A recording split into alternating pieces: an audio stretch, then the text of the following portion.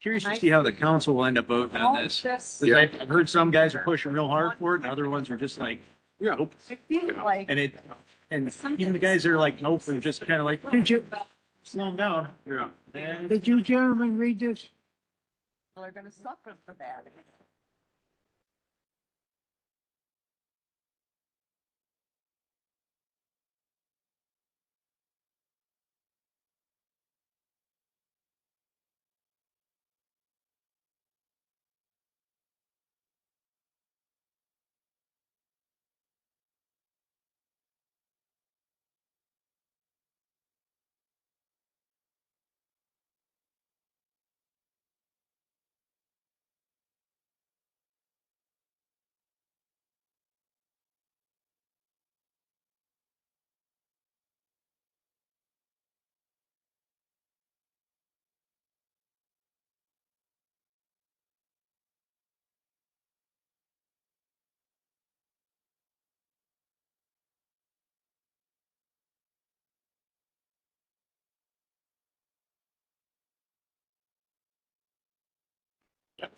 looking at you.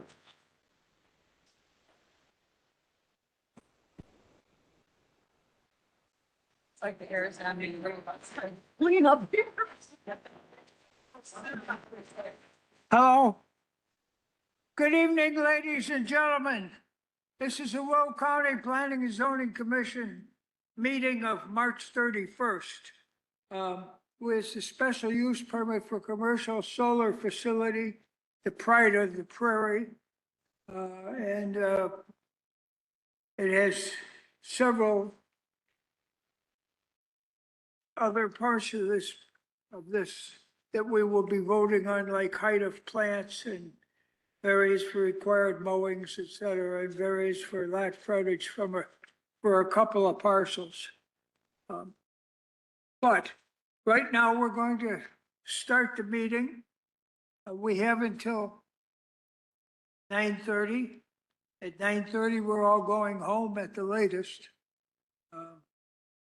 So we would like to, if possible, conclude this case this evening. If you're wondering why I'm wearing a hat right now, the air conditioning was so cold yesterday, I got an earache. And so I've been wearing a hat all day today. But I will take it off as we rise and say the Pledge of Allegiance.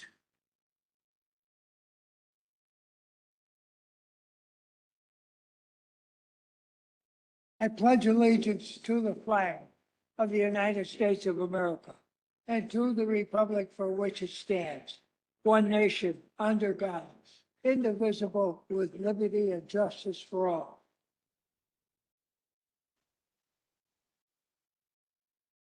Mr. Chairman, I just reminded everybody why their phone should be on silent.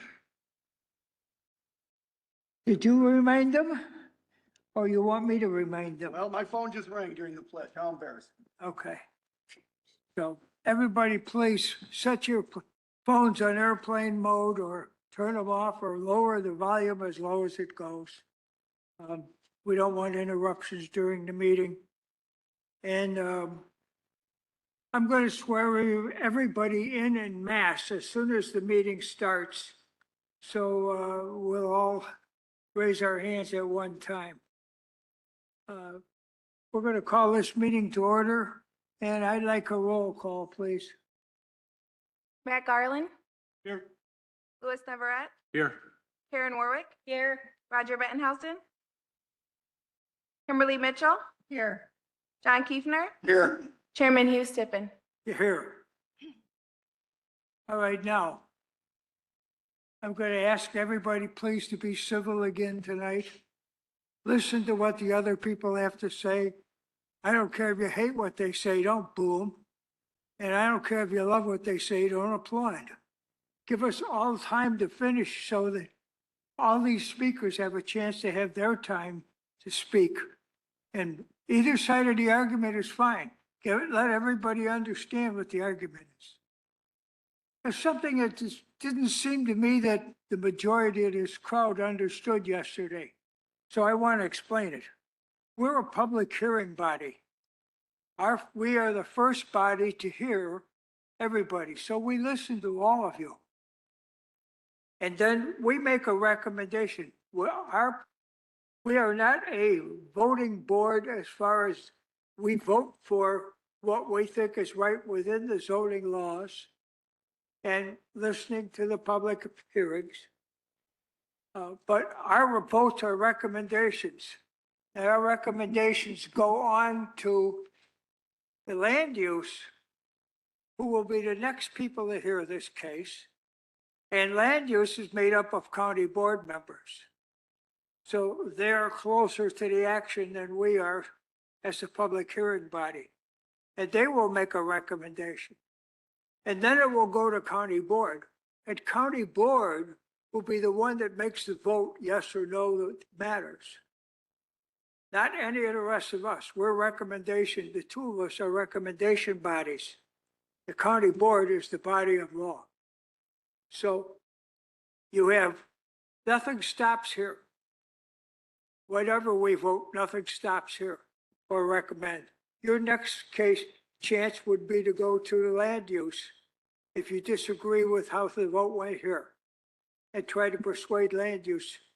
Then after that, the vote goes on to our county board, and the county board will make the decision. I see, John, relax, I see. Would you care to? Mr. Chairman, I just want to make one correction. The variances tonight, Oh, we yeah. vote on those. That is a final decision. Yes, you're It's right. the special use that will go on to the county board. Yes. But I didn't think that the people here understood that last night. So, having said all of that, I'm done yakking, and I will kindly be happy to listen to you. You're going to make your presentation again to start?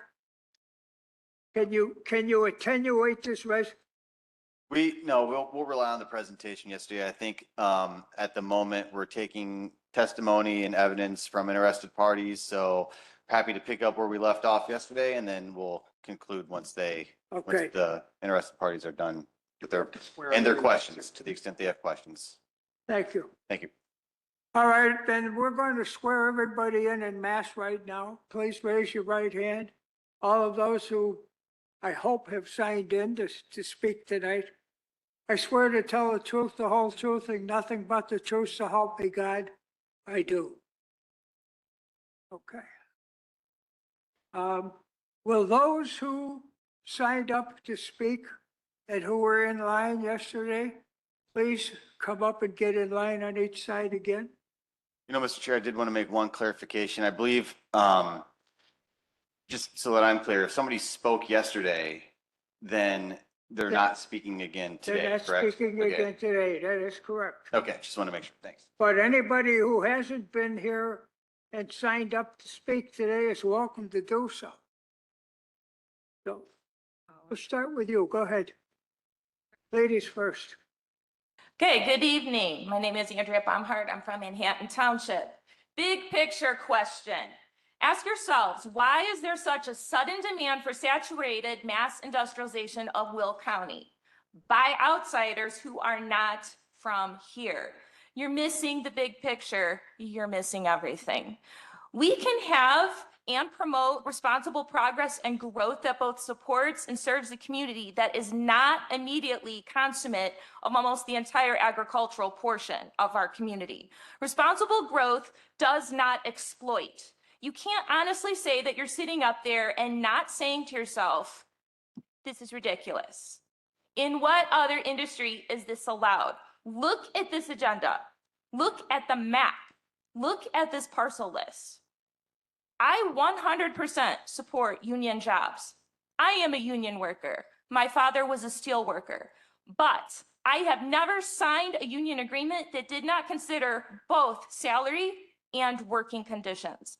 I respect a person's right to work, but the living conditions of residents in these townships is paramount, and that's what this hearing is actually about. I care about my community, and I just want to say, I really am saddened that there's so much division that's happening right now between the farming community and the trades community in our area. And I ask that we leave with some mutual respect that we're both important.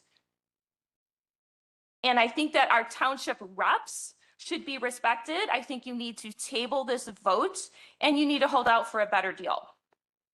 If solar was so needed, why were municipalities not approached and asked about solar partnerships? Where was the proposal for solar covered parking lots in our train stations, our shopping centers and industrial parkways, which are already hot spots? Where was the initiative to reduce the commercial carbon footprint by offsetting the solar on the parking lots? It was never presented because it was never about real partnership. It was never about the jobs. It was always about the land. It had to be the green farmland, they said.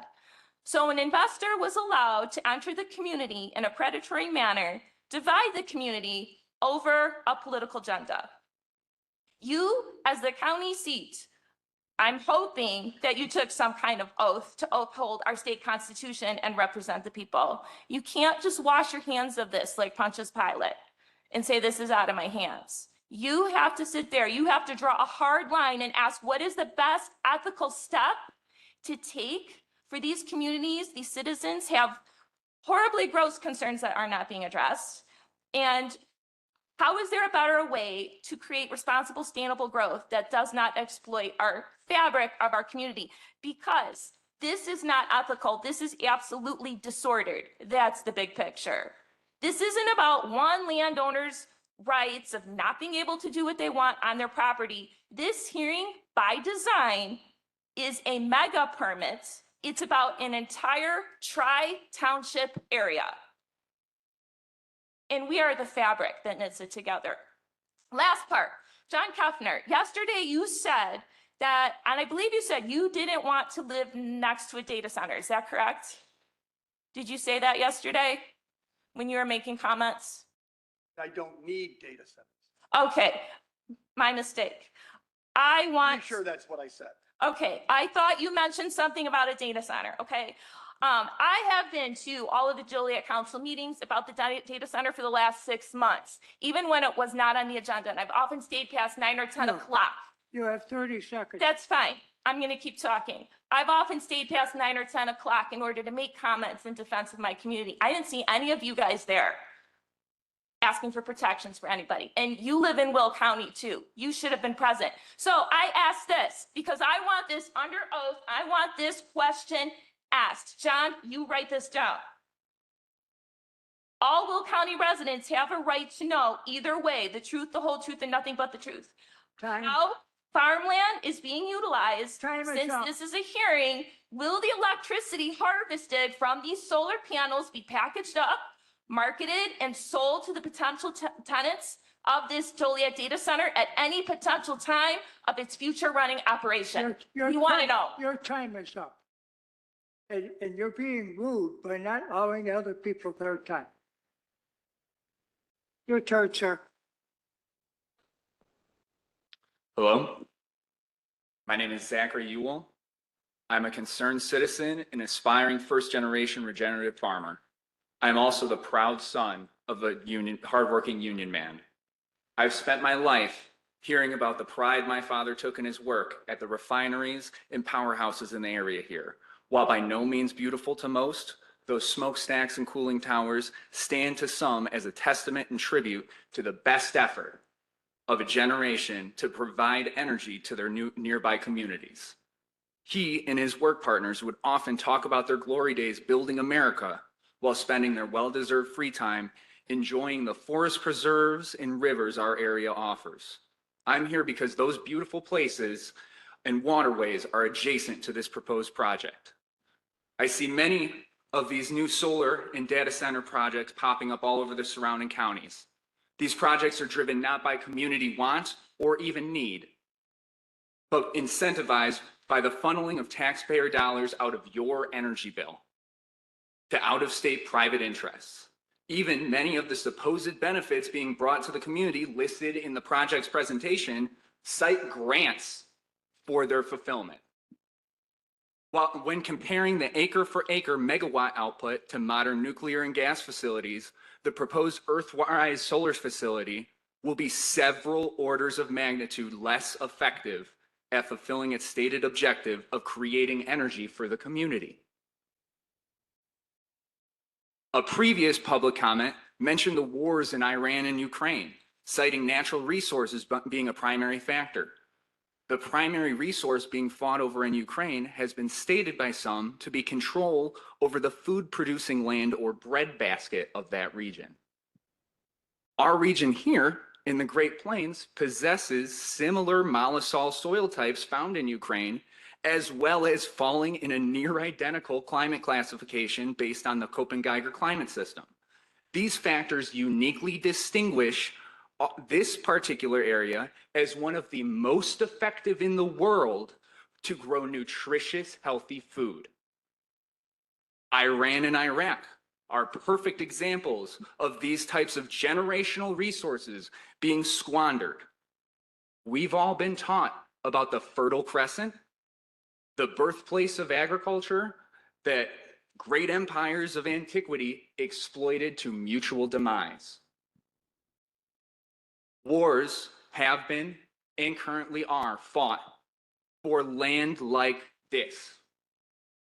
Meanwhile, here at home, it's being bought up from under our noses, using our own money to pay for it. I worry, should these solar and data centers projects continue to barrel forward with complete disregard for community health or wishes, they will eventually be left not as monuments to the next generation, like the cooling towers or smokestacks that still power our communities, but hold a resemblance closer to gravestones and mausoleums left in the place of the communities that they're disrupting. I ask for foresight and consideration from those in leadership. I ask for you to decide against this solar project.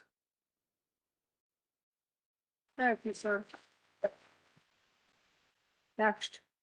Hello, my name is Kristen Blazer from Manhattan, Illinois, and a lifelong Will County resident.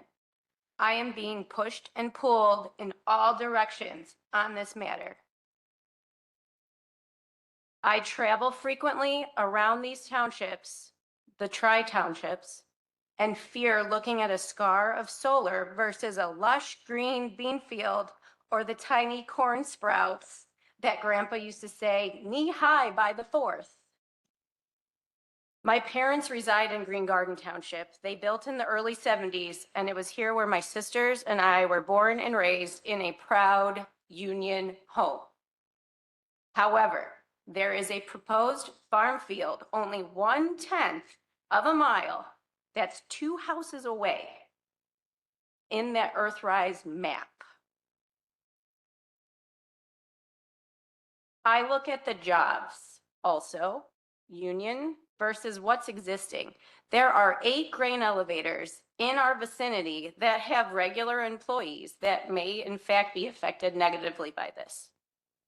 I also value the farmers and their investments and their decisions that they can have to the land that they have owned for numerous decades. Personally, I moved to Manhattan about 10 years ago, and my market value of my house has increased over $100,000 in less than 10 years. Can anybody else say that? Additionally, my taxes have almost doubled in less than 10 years also. Will these commercial and utility solar fields reduce that tax burden from the residential population? Manhattan's tax rate currently is about 10%. Recently, this January, I began my term as the Manhattan Township Assessor. I do not know if there was any contact between Earthrise and my predecessor, but I do know that I have not been contacted, contrary to the claim in their presentation. Is there a measurement of how many megawatts are planned per parcel? If yes, can I have those numbers? If no, how can the estimated tax revenue that was provided be accurate? This is an aggressive footprint that is partnered with an accelerated timeline. The sense of urgency limits, restricts, and denies residents and the local governments their own pride of their prairie, or at least their ability to negotiate on ordinances and comprehensive plans. I myself have not determined if this is good or bad addition to these communities yet. How can anyone in this short accelerated timeline be expected to do so either? I urge the board to delay or postpone this decision to allow for accurate study of all aspects. Thank you for everybody's time. Your turn, ma'am. Hello, my name is Diane Matter, and I reside in Will County. I would like everybody to really listen to this very carefully and take this into consideration when you go to vote. USDA moves to limit solar wind projects on farms. The U.S. Department of Agriculture announced it will no longer support solar and wind projects on productive farmland or allow solar panels manufactured by foreign adversaries to be used in USDA-funded projects. And didn't I hear them say that this is going to be a foreign company that is doing this, Earthrise? Our prime farmland should not be wasted and replaced with green New Deal subsidized solar panels. It has been disheartening to see our beautiful farmland displaced by solar projects, especially in rural areas that have strong agriculture heritage. U.S. Secretary of Agriculture Brooks Rollins said that. According to the USDA, solar panels on farmlands have increased by nearly 50% nationwide since 2012. One of the largest barriers of entry for new and young farmers is access to land. Subsidized solar farms have made it more difficult for farmers to access farmland by making it more expensive and less available. Just tonight, I met a future farmer named Nick. Him and his beautiful wife just got married. They bought a farm. They want to start a family and raise animals and have a good life. Now they are rethinking their decision. They wanted horses, chickens, pigs. They wanted to live the farm life. They were really excited about their new dream, excited how they were going to be a family. Now they have to put that dream on hold. I feel so bad for them. I'm getting old, so I won't be here to see what destruction these farms are going to be doing or these facilities are going to be doing. But it breaks my heart to see that the next generation, that we are going to leave such a bad footprint for the next generation. And how are they going to even survive? Think about the future farmers. Please give them a chance. Vote no so dreams can really be a reality. Thank you so much for your time.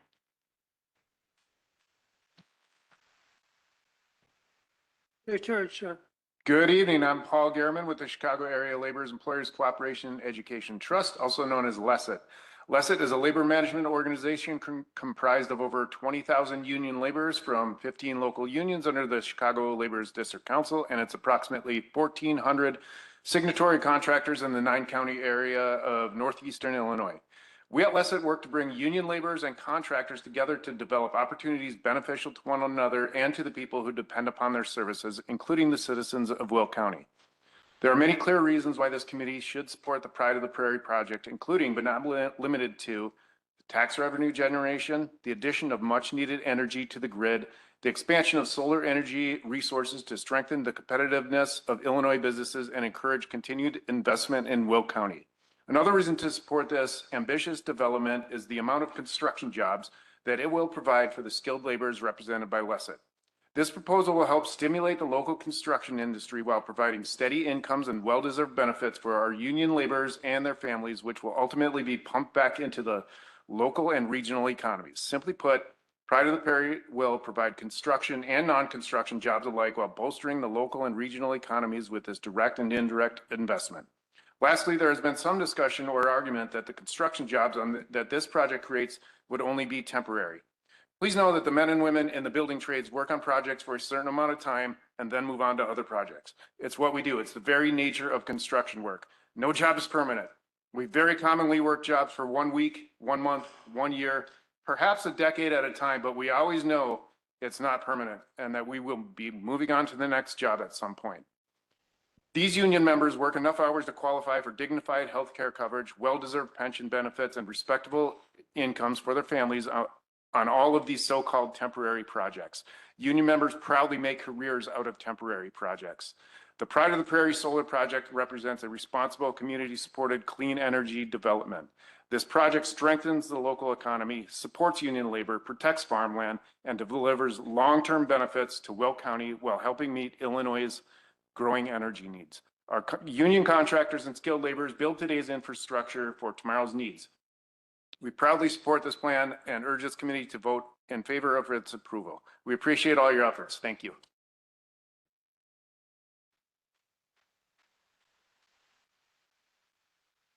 Good evening. Don't start the clock. Good evening. I'm Jim Baltus. I'm the road commissioner from Manhattan Township. Last night, Earthrise said that they're good with all the road commissioners. All right. I met Rob early this year. He told me he wants to get a road use agreement together with Manhattan Township. My attorney sent Earthrise a road use agreement. To this day, we've never heard back from that attorney. Since then, they've had, last fall, they had a company install the I-beams in the farms around the area. The equipment they were using was over 12 ton. All roads in Manhattan Township Road District are posted 12 ton. I have the ordinance on file. I told the gentleman he needed to come in and get a permit if he wanted to travel the roads and do his work. He never came in for that permit. That company was from Texas. All right. Now, a week ago, I caught another company removing the beams. I asked him if he had a permit. He says, no, no permit. I says, you need it. Well, the way the case was, he only had a few more to pull. So be on your way. That company was out of Indiana. All right. So they haven't returned to my attorney yet. They're running the roads without a permit. They're not willing to work with me now. So you got to think about the future. All right. Now, this Senate Bill 25, I'm just going to switch gears a little bit. Our state representatives, Anthony DeLuca, voted for Senate Bill 25. Everybody knows Senate Bill 25 takes the power away from the townships on their decisions and partly the county, if I'm thinking right.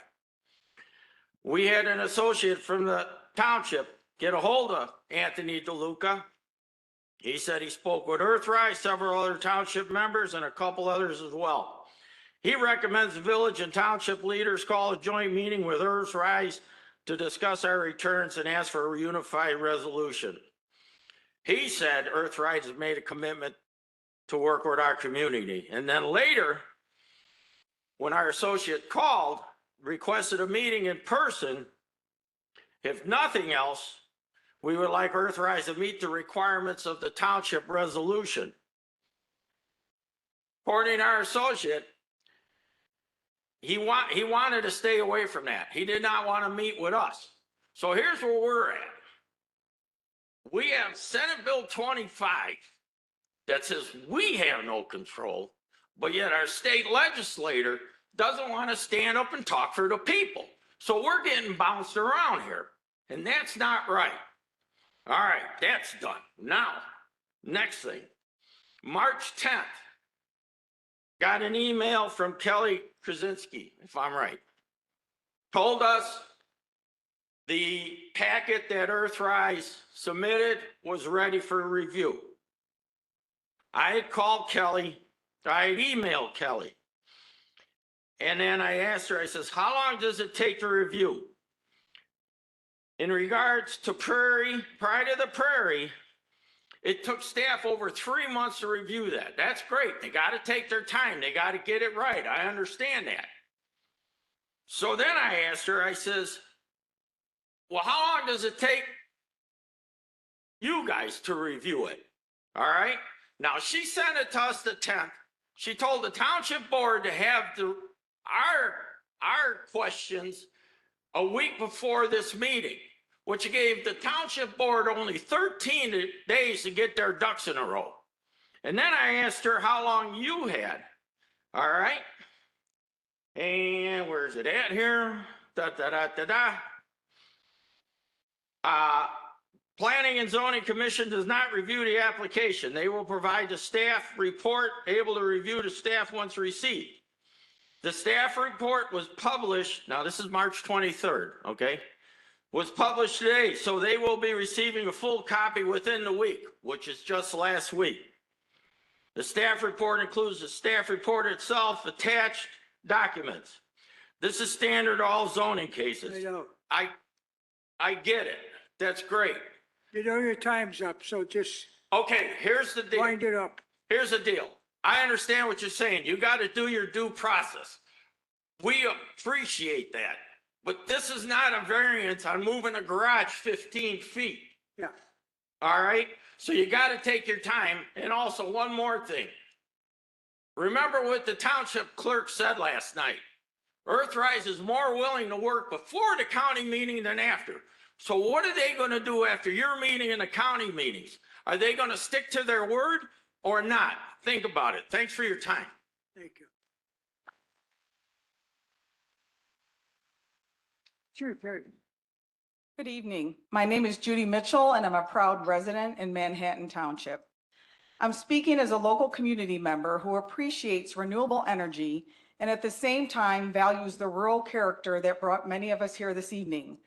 Large-scale solar installations can change our open farmland views and introduce new sounds and traffic patterns that were not present when many residents purchased their homes and land. When industry is built in the wrong location, it can change the character of rural communities that have existed for generations. We ask that you better understand the impact of 6,100 acres in our communities and the potential loss of productive farmland. Once high-quality soil is removed from agricultural production, it may not return for decades, if ever. That affects not only farmers, but the long-term sustainability of our rural economy. Some landowners may also benefit financially, while neighboring property owners do not share those same benefits. This is already raising tension and concerns about home values and the visual character of the landscape, especially when screening is limited. I made a few notes after reviewing their application that was presented on March 18th that I wanted to point out. On page 6, I believe it was item number 2, the paragraph discusses how solar fields may increase property values due to projected taxes. However, in their presentation, they never spoke about the homes that lost property values. We've never heard anything about that. On page 8, special use permit. The use of earthen berms may be used by the applicant, but are explicitly not required by the county as a condition of any special use permit. We've asked for berms, we've talked with them, and they've continued to say no, yet it's in the application. Security barrier. Solar energy systems that are part of a commercial solar energy facility must be enclosed by a perimeter security fencing or other county-approved barrier with a minimum height of at least 6 feet and no more than 25 feet unless waived by a written consent of each affected non-participating property owner. Where did the 25 feet come from? Also on page, within the special use permit, they talk about 0 feet for side and rear yards on all properties that are adjacent and within the subject property. Where is the 0 feet? Both residents and non-participating neighbors are also concerned about drainage and stormwater impacts, changes to grading, soil conditions, and ground cover can alter drainage patterns and potentially affect downstream properties, drinking water, farmland, and residential areas. Our community has a desire to attract families and preserve what makes this area special. Yet we continue to see warehouses, data centers, and other large-scale industry uses approved. Taken together, these decisions move us away from the true meaning of community, one centered on neighborhoods, farmland, and open space for our children and their futures. Starting June 1st, Illinois residents may see 20-foot solar panels surrounding their homes under Illinois law, and our local councils and boards will no longer have the option to say no or to set stronger zoning ordinances to limit or restrict these properties. We need to set those standards now. I support progress, but the land use decisions we make today will shape our community for generations. We have heard Earthrise say many of these large projects are new and some answers for the future are not yet available. Careful planning and thoughtful considerations are essential so we can balance renewable energy while protecting our farmland and rural character.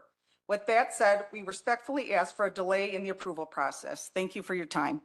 Thank you. Your turn, sir. Hello, my name is Mark Zoller. I'm from Green Gardens. My family has been part of this community for over 20 years. My wife and daughter Excuse me, were what's your name? I'm sorry, what? What's your name? Mark Zoller. Did you speak yesterday? No, I did not. There was a confusion down below.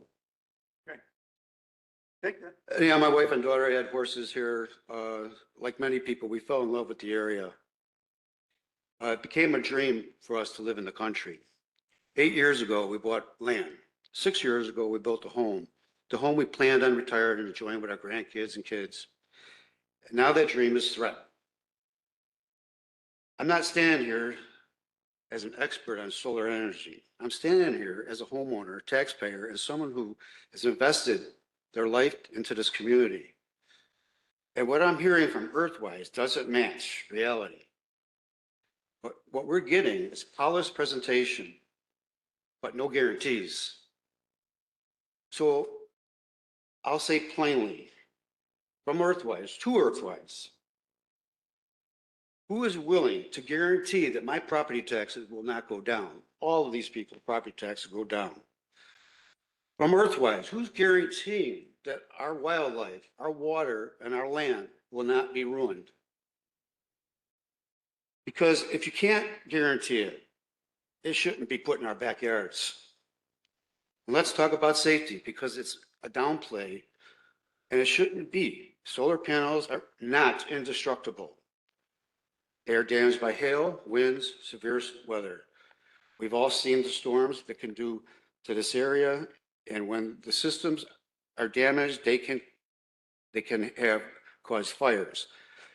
What storms can do in this area, and when these systems are damaged, they can cause fires. And now put that into reality. Our neighborhood will be surrounded by solar panels. We have only one way out. If something happens to the storms and debris, what is the plan? How do we get out? How do emergency vehicles get in? There is no good answer to that. And that should be a concern every single person making this decision. For years, I've driven, for the last 6 years, driving to my house, especially at this time of year, and things start turning green. And it gets a good feeling in you. Now, it's a terrible feeling. Let's be honest, this is not what it's about. This is not about what it's best for the community. This is about money. This is about rushing to take advantage of incentives while they are available. And the people pushing this, they don't live here, they don't raise their families here, they don't have to look at this every day, but we do. And here's the bigger problem. Earthrise is not only a company looking at this area. If this is approved, you are opening the doors to more. And once the door is open, it will not be able to be closed. No one chooses to live next to industrial solar fields. And if this moves forward the way it's proposed, it will permanently change the community for the worse. We are not against solar. We are against putting industrial projects in the residential communities where they do not belong. There are better places, along highways, industrial zones, places that make sense. But this does not. I'm asking, no, I'm urging to slow down, research this, and think about long-term consequences, because once it's gone, it's gone. Thank you.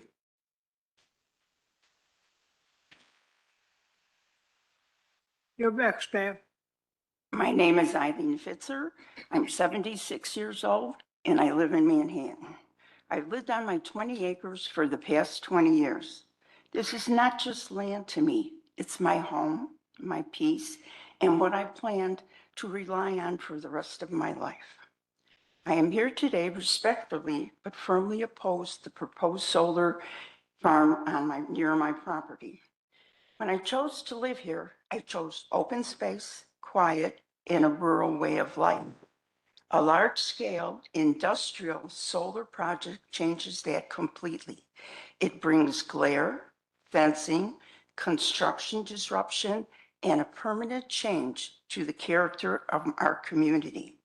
At my age, I cannot simply relocate or recover from a loss in property value. What is being proposed would directly impact my quality of life and what I have spent decades building. And what concerns me just as much is that this is happening too fast, without enough clear rules or protections in place. Right now, even at the state level, leaders are recognizing that large-scale solar development is moving ahead faster than communities can respond. There are active discussions in Missouri about pausing these projects, putting a temporary halt, a moratorium, so proper regulations can be created around placement, operation, and long-term impact. That makes sense, because once these projects are built, there is no going back. Communities across Missouri are already seeing conflict between neighbors, concerns about land use, and questions about who truly benefits versus who bears the burden. This is not just about one project. It's about getting this right. I'm asking you today, slow this down, halt or delay approval of this project until further research is done and clear local protections are in place. We need time to fully understand the impact on property values, land use, drainage, decommissioning, and the long-term effects on residents like me. Progress is important, but so is protecting the people who already live here. Please do not rush a decision that will permanently change our community. I respectfully ask you to deny or at a minimum pause the project until proper safeguards and research are completed. Thank you for your time and your consideration. Thank you for your testimony. It's your turn, ma'am. My name is Madison Delamata.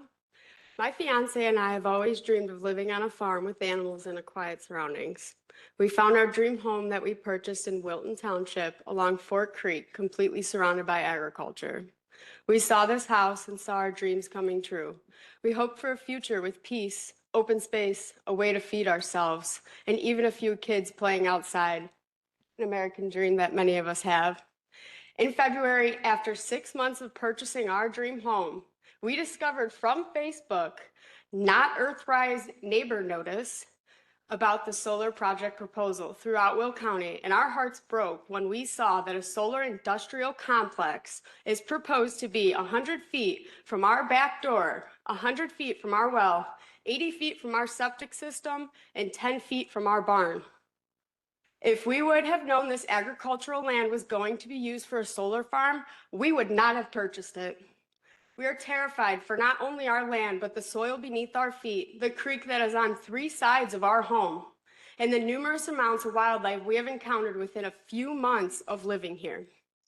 Like many of us here, we are against using thousands of acres of valuable agricultural land to build industrial complexes. Why solar and why so much land to create limited energy? Why are other options not being proposed? Before the county approves any energizing source, all the options to generate energy should be explored to limit the permanent footprint and impact on the county and its resources. This solar project is being sold to the public as sustainable energy. Maybe the solar panels don't give off carbon emissions once installed. However, the carbon emitted from fossil fuels to create them in other countries, transport the panels here, as well as the need for replacement and disposing is not sustainable by definition.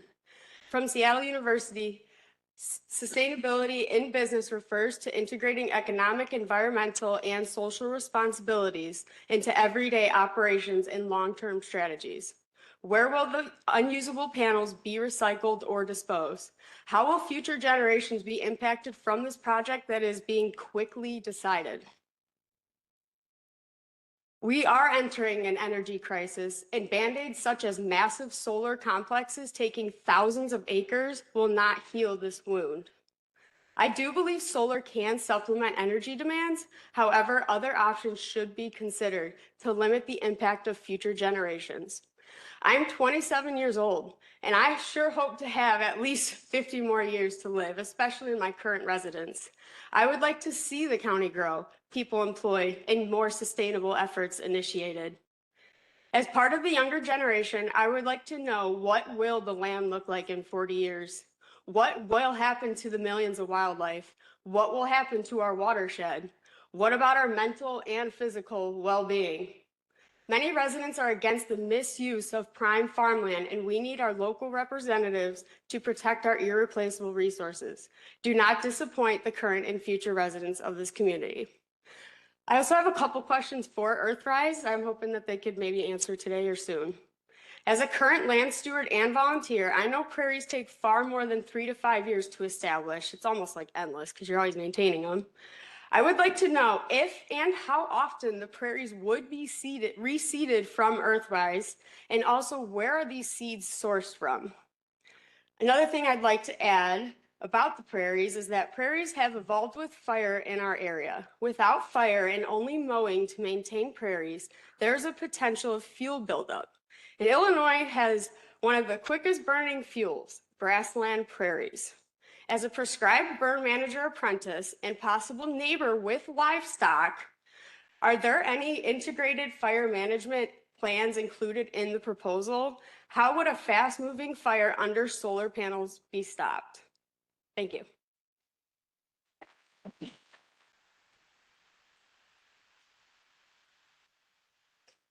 Good evening. I'm John Van Buskirk. I'm from Wilton Township. And I just want to start out by, when I first moved down here, my wife bought the part of the farm, 15 acres out of the 160, which left 145 for the surrounding property. On C202 and L102 in your drawings, it pretty much clarifies where that location is. And in your staff report yesterday, it did mention slightly on pages 11 and 12, section A, regarding the level of access to that property around my site.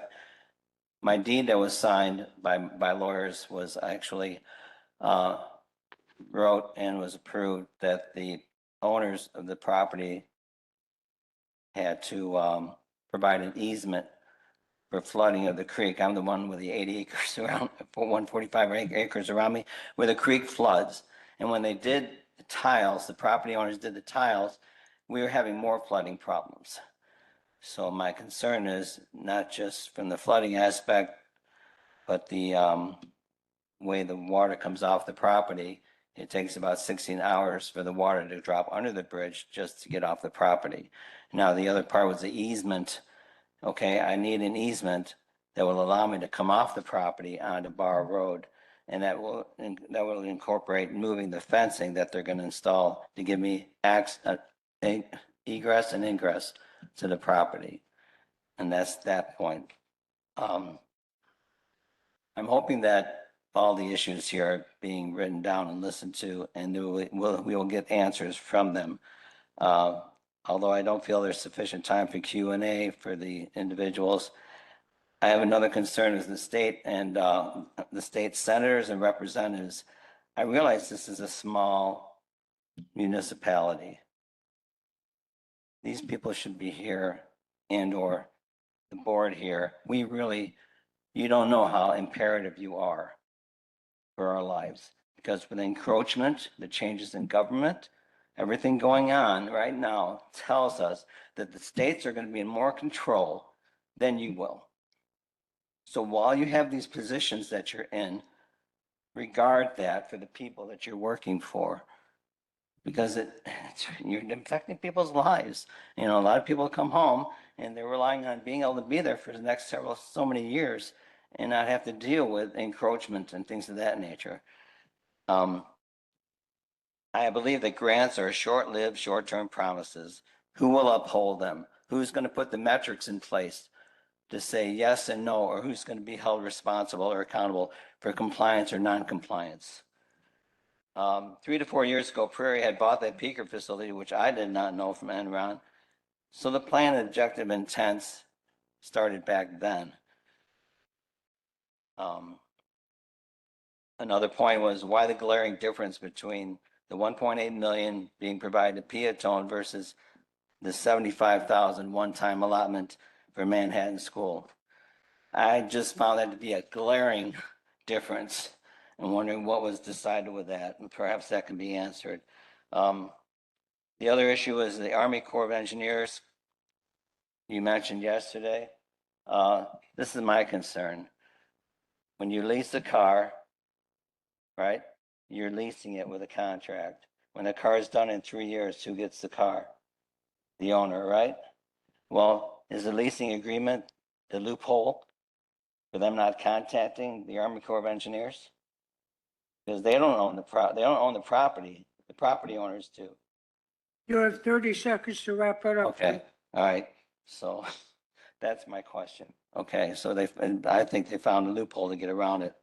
So, yeah, the only thing I really want to say is metrics, and with the fact that the signage around the fencing for contact people to be with phone numbers and placards on the fencing accessing these areas so that we know who to contact when there's something wrong, if it does go through. The time is up. Thank you.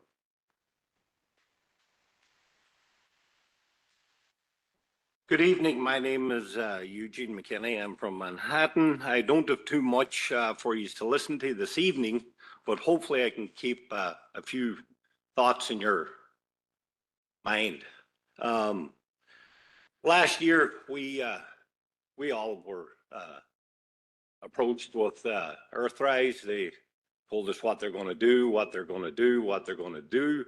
I have asked multiple representatives from Earthrise company what they could do for our wildlife and our watershed. We rescued a short-eared owl, which is an endangered species in Illinois, and nobody could answer that question from Earthrise. And I'm still trying to find an answer for that question, which to this day, nobody has reached out to me. I've contacted multiple numbers that they give me, no answer back. And I believe in the state of Illinois that our rural habitat should be thought about and should be looked after. And I think it's kind of one of those ironic that they call it Pride of the Prairie, where they're just destroying the prairie. So I've got, no other questions for you, but just think about that. The short-eared owl is an endangered species in Illinois. And by putting solar panels on the prairie, they are now pushing all the wildlife out of their habitat. That's all I have for you. Have a good evening. Thank you for listening to me. Thank you, sir. Good evening. First off, I want to start off by saying thank you to commissioners. Thank you to the chair. Thank you to your staff, and thank you to Earthrise for bringing this project to Will County. I'll keep my statements brief tonight, as I was just here a couple weeks ago talking about the other project. Let me start off by saying, sorry, my name is Patrick Young, business representative with the International Union of Operating Engineers, Local 150, representing over 24,000 members. I stand here before you tonight to let you know that Local 150 is 100% behind this project. You've heard numerous community benefits. You've heard jobs. You've heard energy onto the grid immediately. Last time I was in front of you for the Plum Valley Solar Project and you approved it, that made 58 projects. Please make this one 59. Please vote yes for this project. Thank you for your time. Thank you. You're next, sir. Hi, my name is Gary Lincoln. I reside in Green Garden Township. You know, we've heard a lot from the union members here. I got my first union card when I was 18, 1971. I was a steel worker. 1973, I became a pipe fitter apprentice. I've got my retirement card in my pocket from my union. I worked a lot of years. I had some dry times, I'll admit that. In 1980, if anybody can ever remember back that far, you couldn't buy a job in Chicago. So you wound up going to the Nukes in Byron or, you know, somewhere else. But it was kind of tough for a couple of years there. But we managed. And the only thing I can say is I realize that the unions want this work, but you know, don't be so desperate as to want this so bad that you can't see the big picture. You're looking at the short term, you're not looking at the long term. And that's what I want this board to do, is look at the long term. What you have the potential of doing is destroying 150 years or so of generational wealth that went on in these communities. Once somebody said that was up here before, once you open the door, you can't close it. And that's the way it is. You're going to ruin it. If you vote for this, it will be the downfall of this eastern part of Will County. That's basically it. You know, I heard from Earthrise yesterday, and I'm not sure if I heard it correctly, but I thought they said the Lincoln Power Plant would not operate when the solar panels were generating. So you're telling me it takes 5,000 acres or so to generate the electricity that 30 acres of Lincoln Power Plant could generate? If you want to double the generating capacity, you don't need 5,500 acres or whatever it was. You add on to Lincoln Power Station. That's what you do. That's the smart thing to do on a smaller footprint. That, you know, 5,000 acres. The other question I have, does anybody want to buy my house? I'm serious. Would anybody like to buy? And just so you know, I'm on the kind of an end of it. That from my house, I go a half mile, and I'm going to run right into a couple of 100 acres of solar panels. And that's what people are going to see when they come to visit me. They're going to see solar panels to get into my, to get into my driveway. This doesn't make sense. And what I'm asking you to do, this law in Illinois is screwed up. And if you ask any of the senators and representatives, the ones that I've talked to anyways, they go, you know what, we didn't know that we were voting for something this bad. And yes, it does need to be tweaked, because to be able to screw over all these homeowners that have been out here. I'm kind of a newcomer. I've only been out here 26 years. I've got neighbors that are third generation. Think about them. That's all I have to say. Thank you for your time. Thank you.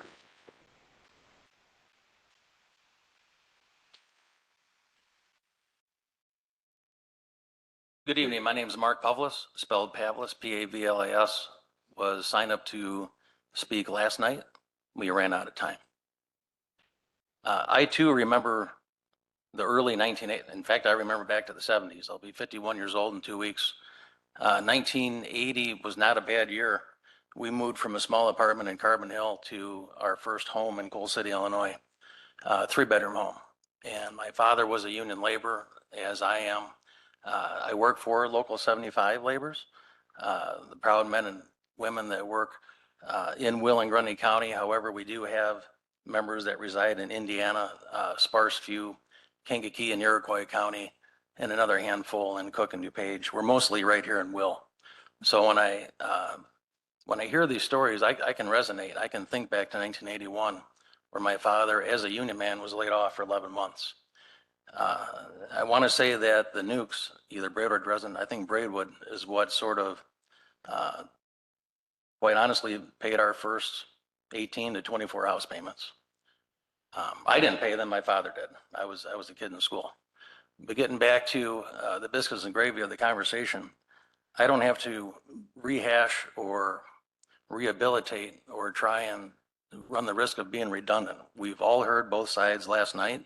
We've heard some very, very staunch, powerful, supportive arguments. We've heard some pestilent and very toxic rhetoric also, attacking both sides, but mostly attacking working families. I say the union word probably only 5 or 6 times a day. And I work anywhere from 11 to 14 and a half hours a day. I stand for working families, whether union or non-union. And Earthrise Energy is bringing, I guess I'll run the risk of sounding silly here, they're bringing us an early Easter gift basket right to our doorstep. And some of us want to kick that basket off into the bushes. Others are afraid to go out on the porch and unwrap it. I think Earthrise has honestly held up their end of the bargain here. I don't know of any other renewable or non-acidic sulfur dioxide inducing horrible acid rain, toxic fossil fuel burning method of energy production out there that is more safe than solar. Not even wind. And I have worked on oil and gas pipelines all the way from Iowa to Romeo, Michigan, Southwest Michigan.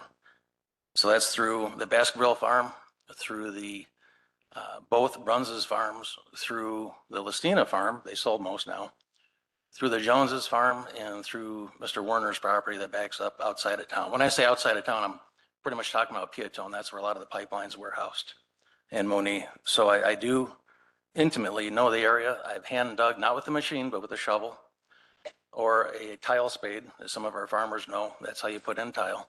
I've meticulously worked on these projects. I know the fields. This solar, I urge everybody to walk out there and see this getting constructed.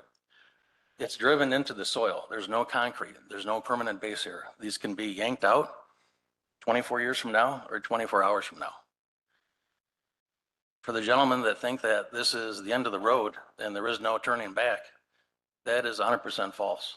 These can be switched over tomorrow if the lease is broken.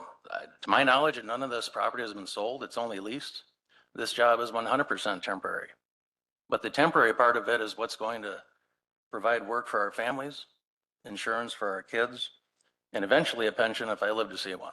I hope I do. You have 30 seconds. Thank you. Closing up, and I'll be very brief.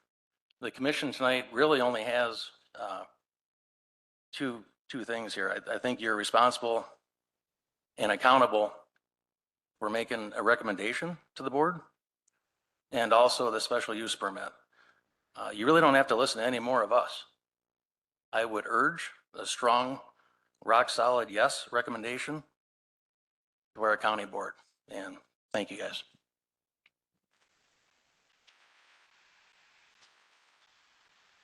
Your turn, sir. Sir, thank you. I'm Paul Woodcock. I'm a member of the Manhattan Township Board. And I'm having trouble believing all this Earthrise spiel that they're throwing out. The first time that I met with Earthrise was when they had an open house at the Park District back in October. And we went into place with our resolution that we had for the other, sun farms that we had there. And we walked up to Rob with it. And he took one look at it and says, we don't have to follow this. We don't have to do this state stuff. And just dismissed us. So that kind of put a little bad taste in my mouth about how cooperative they are. And at the other meeting, they came to our meeting, our regular board meeting. And we had several people there, and they had some questions. And his patented answer was, go look at our website. And he didn't have any answers for the stuff that the people were asking. And we couldn't get any maps. We couldn't get any information from them. which I didn't think was, why did we ask him if he wasn't going to answer any of our questions? And then the property values that they were talking about the other night. I don't know if you guys have ever tried to feel your property taxes, but they sit there and say, well, this goes with this, and they put compatibles up. Well, if you're the people there, you can pick and choose your compatibles, and you can make this look so much better than that, back and forth, and it doesn't really give you a true comparison to the property values, what's going to happen to these people's property or not, in my opinion. And on another note, I can't see without my glasses, I can't see with them. Many questions are being left unanswered, like all the different, how are we going to do this and how are we going to, well, we'll do it as we fly. Well, to me, the application isn't complete if you don't have all the questions answered first. How can you give them a good advice without all the answers? So, but all right, I've talked here long enough. I've worked around here for I've lived in my house since 1960, so I've been in this area for a long time. And I would really hate to see everything that's happened here, and I would really hope, and I know I've been on the board too, that's an advisory board, I understand all about what's going to happen here, but I would really wish that you could postpone this for a little bit and give us a little more time to check some of the facts that they were throwing out. And thank you for your time. Thank you. Your third, Chair. Good evening. Thank you to the commissioners for this time and this meeting. My name is Jim Michaelitz, and my family and I have lived in Green Garden Township for over 33 years. Board members, sometimes a huge project like this that Earthrise has never done before, as they stated last night, may seem sound and good on paper, but they can create unintended problems and concerns over time. If assumptions are wrong, or there is incomplete data, or so-called facts, can have a devastating effect on all the communities represented here. These issues are stormwater, drainage, site plan certainty, land control, impact to agriculture, land restoration, decommissioning, and financial obligations. Your decision will directly affect our properties, our lives, and our health. I would respectfully ask to base your decision on whether Earthrise has completely demonstrated truthful compliance with all needed ordinances and applications concerning the 8 issues I just mentioned. If they have failed to do so, I ask you to reject their application. Also, respectfully consider the court of public opinion that is seated in front of you. I have a question, if Earthrise wants to answer or comment. There's a gentleman by the name of Doug Schoenheider. He's the VP of Hillwood, who's doing the data center in Joliet. And he was interviewed, and his whole interview is in the Farmers Weekly from a couple of weeks ago. And they got to the point about energy and what's going to happen. They asked him about solar. Here is his comment. They also don't use solar energy and are not affiliated with any projects, including the nearly 5,000 acre plan proposed by Earthrise. The reason is, he said, that they just don't generate enough reliable and consistent power. I found that pretty interesting. So, board, why is the so-called solution to energy production in Illinois to industrialize one of the last large farming regions in Will County? The last and most important issue I want to bring up is money. Where's it coming from? Okay, I believe they said last night they're self-funding or whatever. Well, whether this is correct or not, because it's from the internet, and we all know the internet is correct. First company is CBRE. That's the company with the deep pockets of about $1 billion in global investments. The next company where it comes down to is AOI out of Texas. They control the land. These two companies stand behind Earthrise and are totally out of the picture. They won't come to a situation like this, but Earthrise builds the projects and goes to the developers. This project has been going on for over 4 years in planning and developing, mainly keeping the residents out of the picture using NDAs. When you have to use FOI to get information because 1,200 pages have been redacted, there's something terribly wrong with this whole situation. Excuse me. I would certainly not want to do business with these people, and I ask you, the board, to vote in that direction. Thank you very much. Your time is up. Thank you.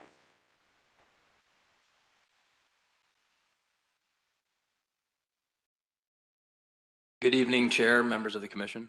My name is Joe Sweeney, and I'm here on behalf of the members of the operating engineers, Local 150, and our signatory contractors.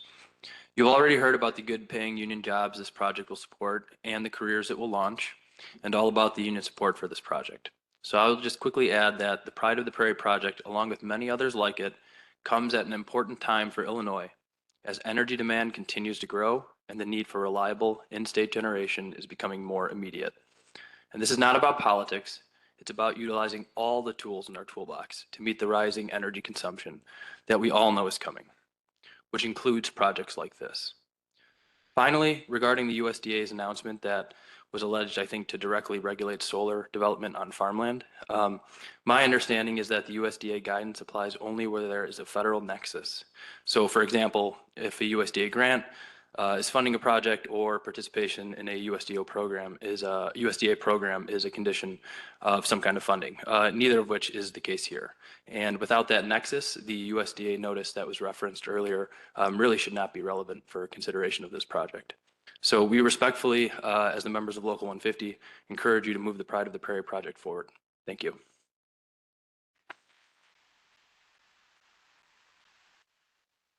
Hello again. I'm here again. Some of you may recognize me. My name is John Trico. I live in Green Garden. I want to thank you because I have been here before, and I have seen you guys, and I have seen you do, as a board, fair and balanced decisions, and I appreciate that. But I am also here to talk about what's going on with this situation. Although I'm not in a position to apologize for my neighbors' occasional outbursts, but I understand the hope you appreciate how heartfelt they are, because we are feeling that this intrusion of this project is going to change our lives entirely. And I feel the same. I, my wife, the founder of the Horseback Riding Center that I volunteer for, and her husband have a passion. We looked for years looking for a proper place to have our project built, and we chose Green Garden because of its farm and horse theme. And we certainly don't want to see that change. As for the union workers, I appreciate their flooding technique of coming up here and talking on a constant basis about the same issues, and I know they are looking for jobs, and I appreciate that as well, and if the board goes with it, I wish them well. But really, we need to move on to other issues for the land, because the land matters more than we do have to worry about jobs for a short term. As for Earthrise, I simply do not believe that we can trust them. Recently, they have very slickly managed to get a 2,400-acre project approved for solar panels in Crete Township. The citizens of Crete were unaware of this project that was being proposed, and consequently, they had no chance to voice their concerns.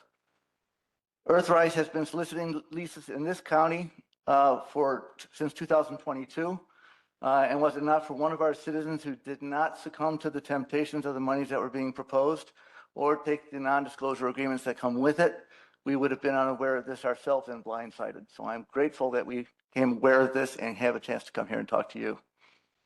The report for this project indicates that Earthrise notified the county of the project in 2025. However, the ordinance passed in 2023, 155-9.245, which allowed for submission of non-contiguous properties, suggests that they were probably in contact with the county long before that. I guess it's possible that they could just be opportunists coming in trying to submit this project with all these individual properties scattered all over the county, but that seems less likely. I feel that if we take this proposal and go forward with it, we will truly have opened up Pandora's box. Earlier, I was concerned that this project was only phase one of a much larger plan, as they had leases, I guess, for 12,000 acres of land. And although I hear they have released some of those properties, I will also mention that that also means that those people that were counting on those properties generating money from solar have been abandoned, and that's just what that's what they do. They do what's best for them. They don't take into account the county or the people that live in it. In essence, I don't trust Earthrise. Their plan is currently incomplete. It doesn't have all the elements that are needed to be able to propose it to the board as of yet. And the variances that they want suggest that they're willing to undermine the policies of the county itself. And frankly, they have disregard for those in the community. They just do not want to communicate with us. They do not let us know what's going on, and they're pushing this through without any community knowledge. So I must point out that the township communities also have their own plans, and these projects are going to thrust upon them, destroy those plans.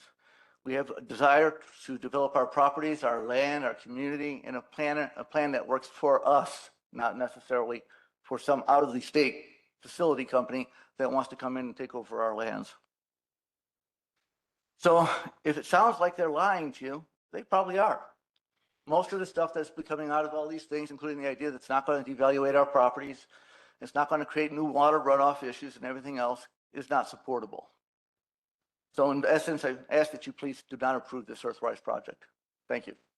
Thank you.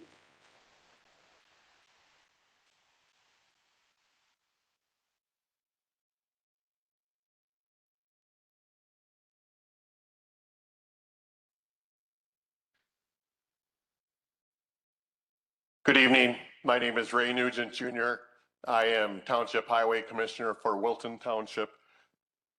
Excuse me. One thing from the beginning, you have some variances before you that you're voting on tonight.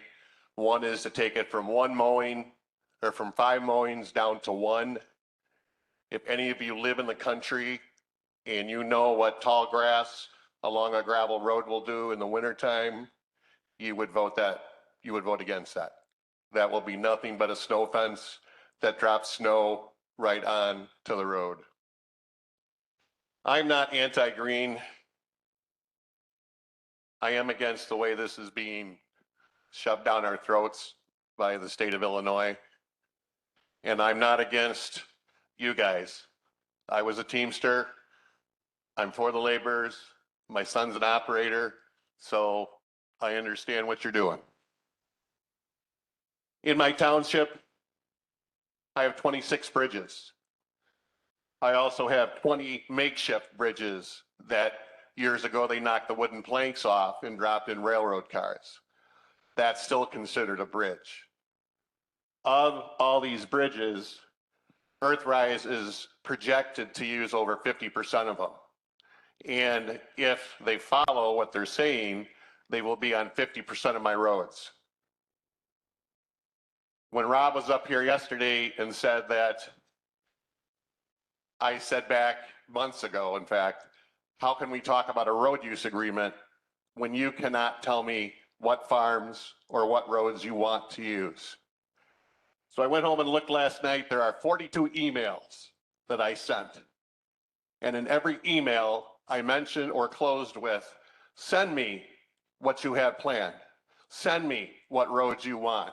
And up until what Jim Baltus said is true. A couple of weeks ago is when we got a definite, almost definite use of what they were going to do. So to say that they are trying to work with us is extremely disingenuous. With all the roads and bridges, I am 51 miles of gravel roads. Not tar and chip, gravel roads. They will be mud by the time these guys are done. So I cannot stress to you how important a road use agreement is before we start. But don't listen and believe to say that they're trying. They haven't tried. If they had tried, we'd be sitting down. Yes, they did talk to the fire department. Yes, they did lead them around and made a promise of at least 2 million, maybe more. The same thing with the school district. But to say that they came to the township and for him to stand there and say yesterday, we've talked to the township is nothing short of a lie. I'm asking you not to say no completely, but to vote it down tonight. Send it right back over to that table and tell them, come back when it's complete. Right now, this is a half-ass agreement that they're trying to shove through. This is about life safety. My roads will not be safe for people to travel. If you vote this to go forward, that life safety is on your head, and I will pursue it. For drainage, they haven't talked about drainage. Drainage is everything.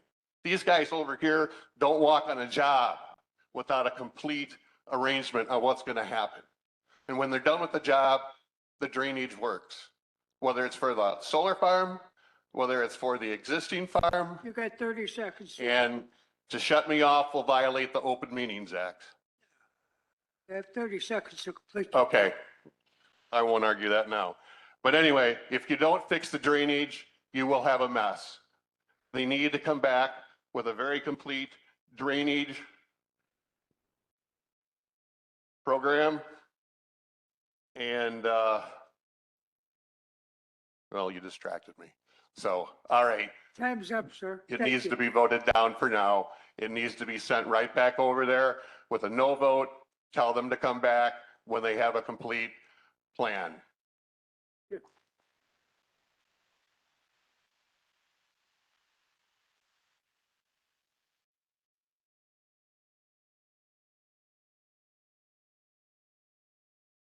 All the meetings. What I have is one question. Would you and please one- give your name again because Oh, Mike, I'm sorry. It's Michelle Consola, and I live on Stunkel Road in between 80th and 88th Avenue, so okay. I'm right across the road. Anyway, I have one question for Earthwise and one suggestion. My question is, who thought of the name of this project as Pride of the Prairie? I'm going to guess and assume, and you know what they say about assuming, but anyway, I'm going to guess that it was the marketing department. My suggestion is to change your name of this project to the Death of the Prairie. Thanks.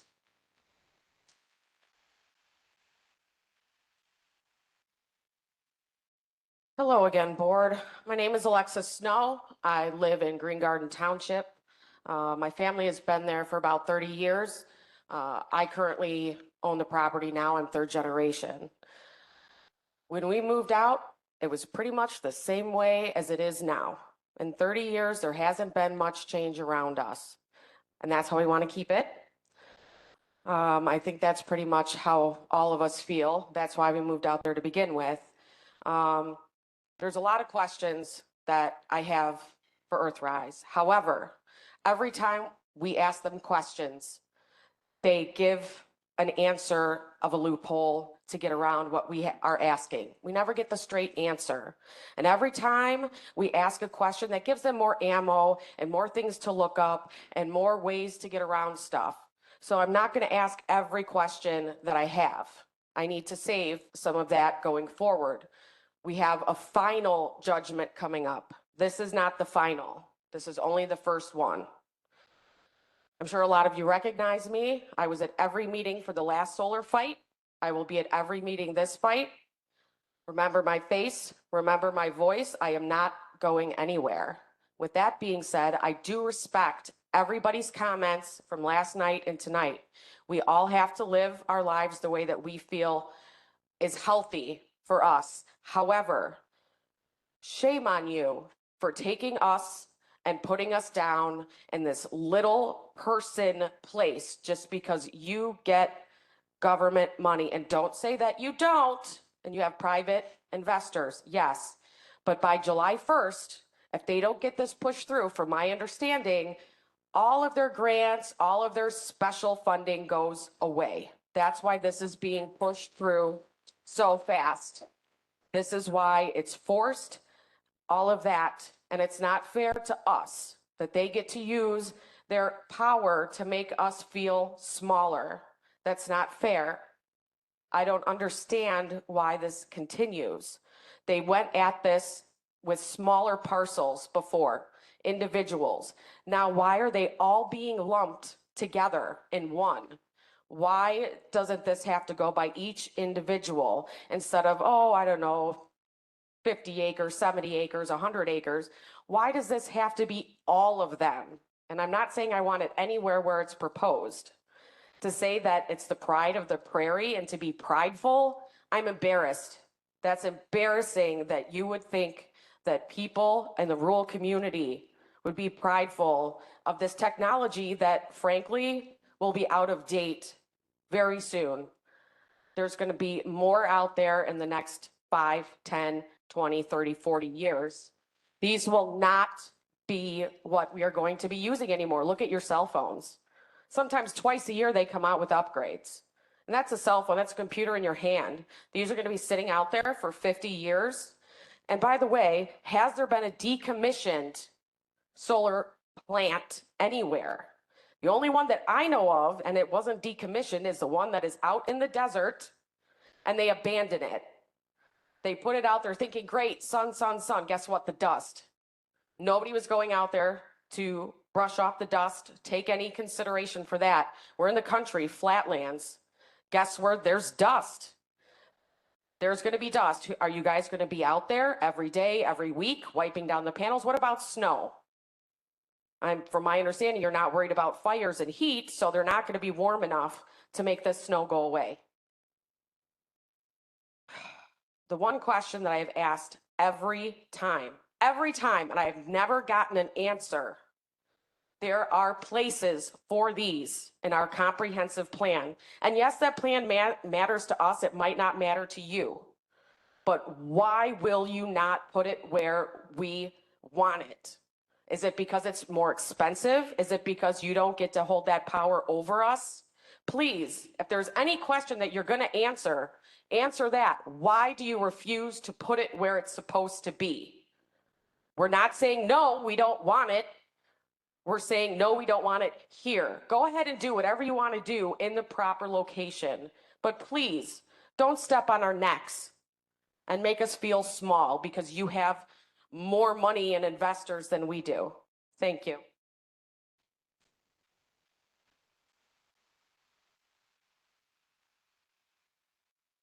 I believe you're the last speaker, at least it looks that way. So,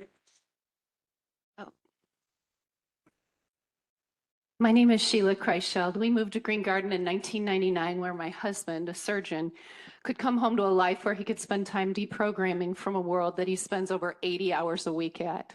Our neighbor fought any improvements to our property because of disturbance to the floodplain from a creek to the north of us. We tried to dredge the pond on our property, which Will County approved. Shortly after starting, we were cited. Will County land use changed their mind. First, we needed to install a berm to redirect water. Once completed, that did not suffice for the county. We needed a French drain to redirect the water from our neighbor's property to a pond on our property.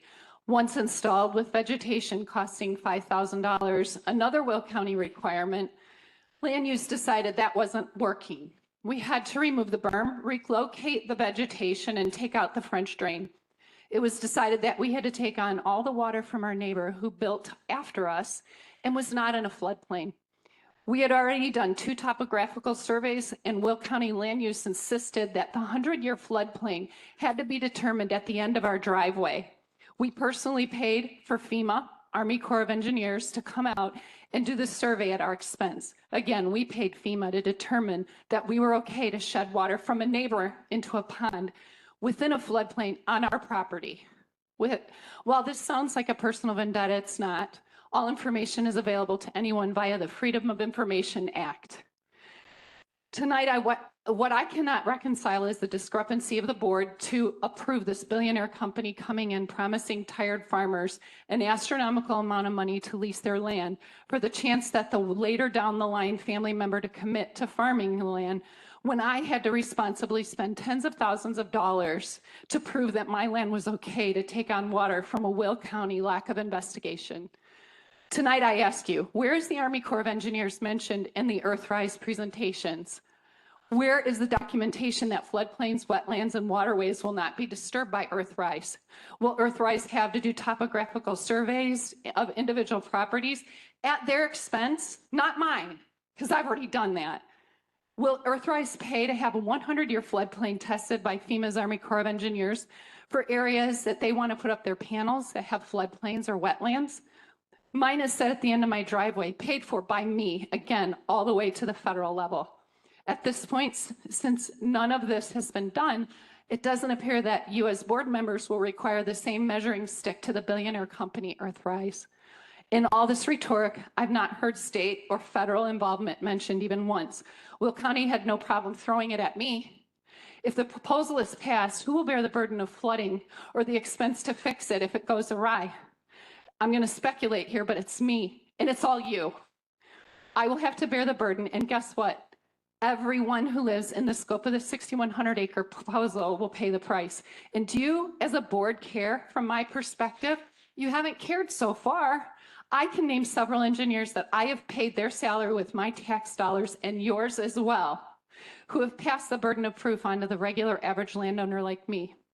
Right now, the board may pass the proposal because Earthrise sounds like they know what they're doing. Let me tell you from personal experience, I've worked in academia. Academia doesn't always have the answers, especially for the average person trying to live a peaceful life in the country. In my experience, you as a board did not do the research, nor did Will County Land Use. You did not do the state and federal inquisition before signing off on projects. Will County left me to prove myself innocent. Every day, I take the risk that the farmland around me will not be used for building commercial warehouses or lot-by-lot subdivisions, and I trust that Green Garden Planning Commission to make these local decisions. I also realize that I can't ask a farmer to take my case of wanting to see the sunrise or sunset from my property into consideration if he wants to use his property in another way. I get that. It really hit me last night listening to these people. But tonight, I urge you to look at every single nook and cranny of this solar company attempting to build on the precious farmland that surrounds us. And not because they have the right to tell the farmer what to do, because I have the right or they do. We have the right to protect ourselves from foolish spending on ill-gotten gains. I'm asking you to take the time to do the research on every single PIN number this will affect. All 96 of us individually. Do the right thing. Make the right decision to say that not until all these surveys are done and all the research is complete. Have Earthwise to all their FEMA, Army Corps of Engineers, and state level homework. Because we're going to end up, when our waterways and our floodplains are messed up, we're the ones that are going to have to pay. All right, I know. I'm sorry, your time is up. I didn't get 30 seconds. Well, you did get 30 seconds. We just didn't announce it to you. All I was saying, it's my prayer that you'll make the right decision and be able to sleep well as elected members. Thank you.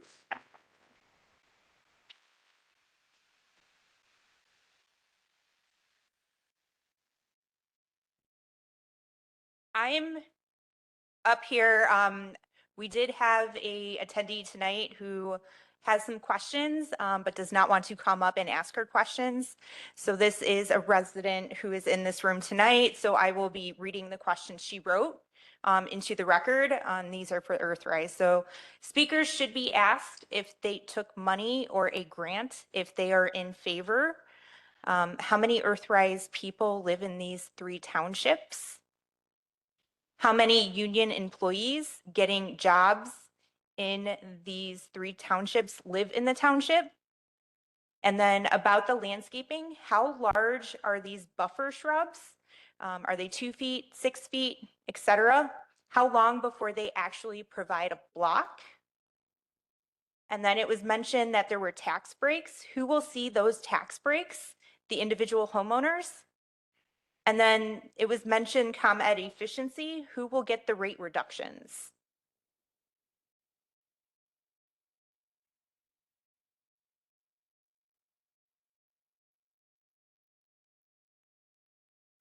Mr. Jacoby, would you care to respond to all the comments you heard this evening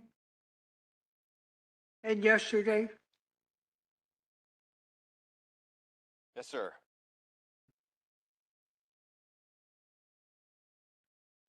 Thank you. Just writing those as fast as I could. I might come check your list in a moment.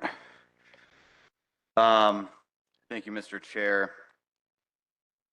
First, before we start answering those questions, I wanted to comment on something. After several hours, 4 hours or so, I think, the PZC has allowed any person the opportunity to provide sworn testimony to this board, which is evidence. Also, the PZC allowed any person to ask questions, and the applicant has committed to answering those questions, and we will. We've been writing them down as fast as we can. We'll answer any that haven't been answered already. That comports with due process, which requires notice and an opportunity to be heard. This procedure is supported by the recent case of Clark versus City of Galena, which followed a procedure very similar to the one we're following here. It's also consistent with Matthews Eldridge balancing test, which measures the probative value of any additional process against the burden to the government of allowing additional process. It comports with Claren versus Village of Lowell, which allows for reasonable restrictions on testimony and cross-examination. And this is all to say that we agree with the Planning and Zoning Commissions and the State's Attorney's Office that the interested parties have had a meaningful opportunity to be heard on this application. Attorney Steve Becker yesterday stated that he represents neighbors to the project, and he raised an objection that he wasn't allowed to present evidence or to cross-examine witnesses. He didn't provide a proof of evidence, and there was no ruling on the record disallowing evidence, so I can't really address that objection.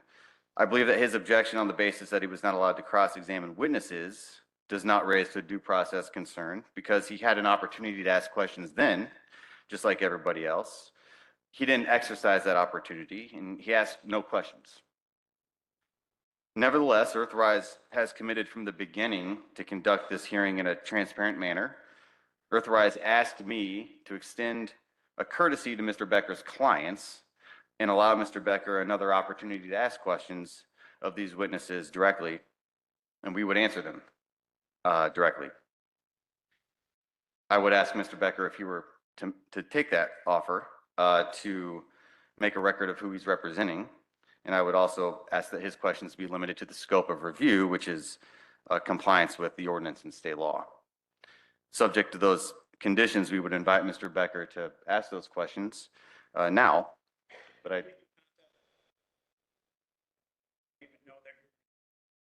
well, no, but he's the attorney representing clients here. And I don't see Mr. Becker here tonight. So I did not contact Mr. Becker. He represents clients that are represented here. And so we were offering this invite to him.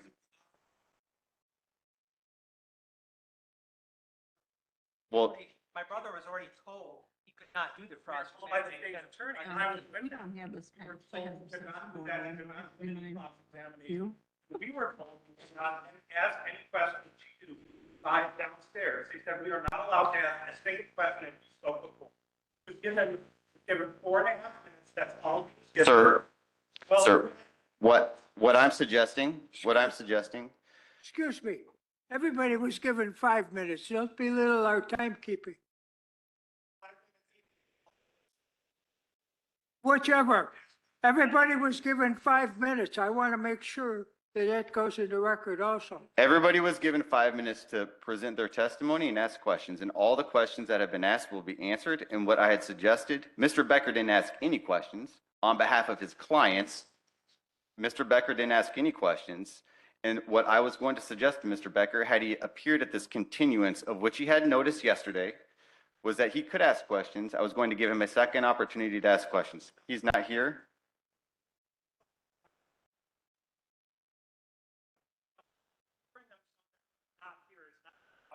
remedy the, can't remedy the defect. Gentlemen, My brother's. gentlemen, gentlemen, Remedy the defect that happened yesterday. I'm not remedying any defect. I was offering a courtesy.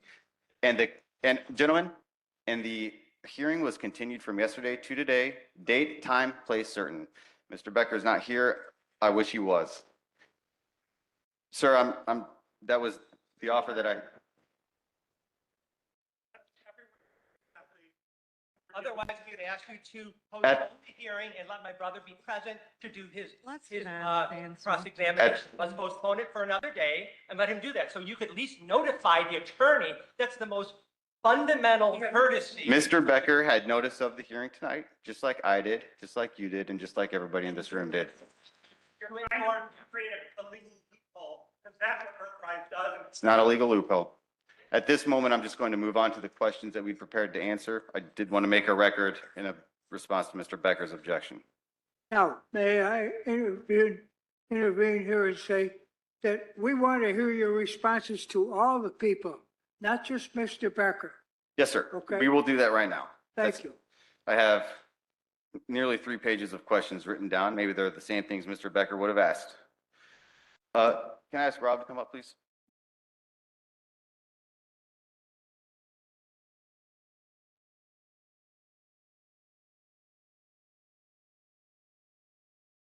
So Rob, first we had a question, and I'm going to do this basically in order of the questions as received. And make mention of the fact that it's already 7:07. Yeah, Okay, 7, yeah, I have 7:11 on my watch. that's correct. We're going to move quickly. So Rob, the first question that we received was from the Carpenters Union. And the question was, why hasn't the Carpenters Union been used on this project? That's a good question. We evaluate a number of options for hiring a workforce. At the end of the day, we directed our prospective general contractor to enter into a memorandum of understanding with the tri-trades because we thought they were the right fit for this project, and we're proud of it. Rob, is there any battery storage on this project? No, there's not. Rob, Ms. Heydrich attributed in her testimony certain statements to you that were pretty inflammatory. Do you have a response to those statements just generally? Yeah, I think, I have a different recollection of those statements. Did you tell Ms. Heydrich that you can't have people living in the middle of solar fields? No, I did not. I explained to Ms. Heydrich that Earthrise is not in the position to be a landlord to tenants living on property that we control. An example of that is we purchased a property. We knew that there were 5 individuals living in a house on that property, so we subdivided the 5 acres surrounding that, and we deeded that property to them because we didn't want to turn them out. So they are now the owners of that property, and we are not the landlords. Rob, did Ms. Heydrich ask you to buy her house? Yes, she did. And what was your response?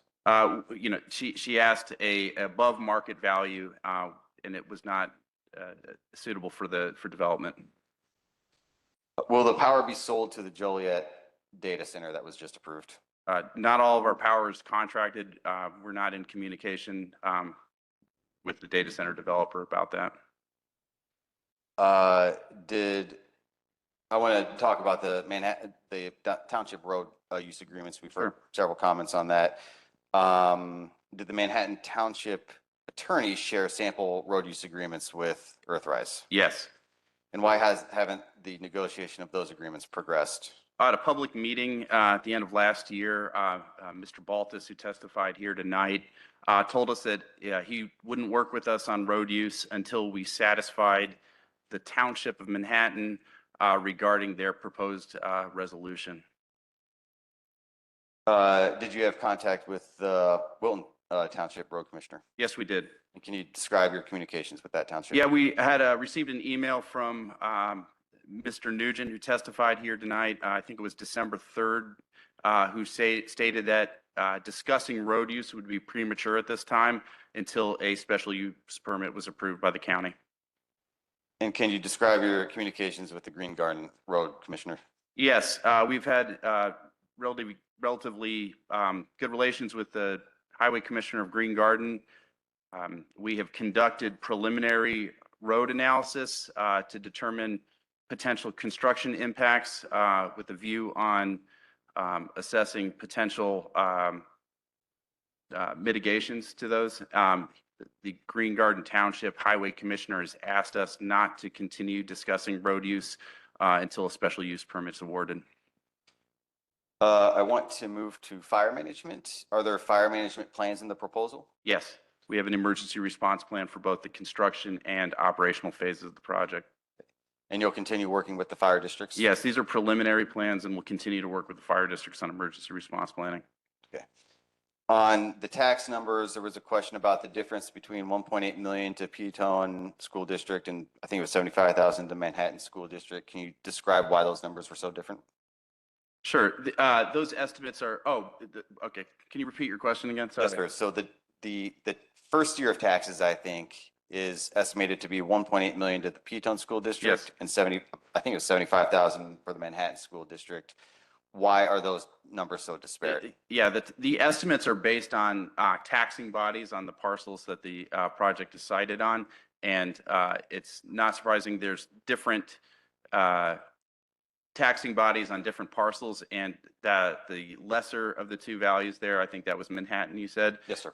There's less parcels with Manhattan School District as a taxing body on it, so that's the explanation. Fewer megawatts in the Manhattan School Fewer megawatts in Manhattan School District. Is there a measurement? This was asked, I believe, with Manhattan Township Assessor. Is there a measurement of megawatts per parcel that you have right now? Yes, we do.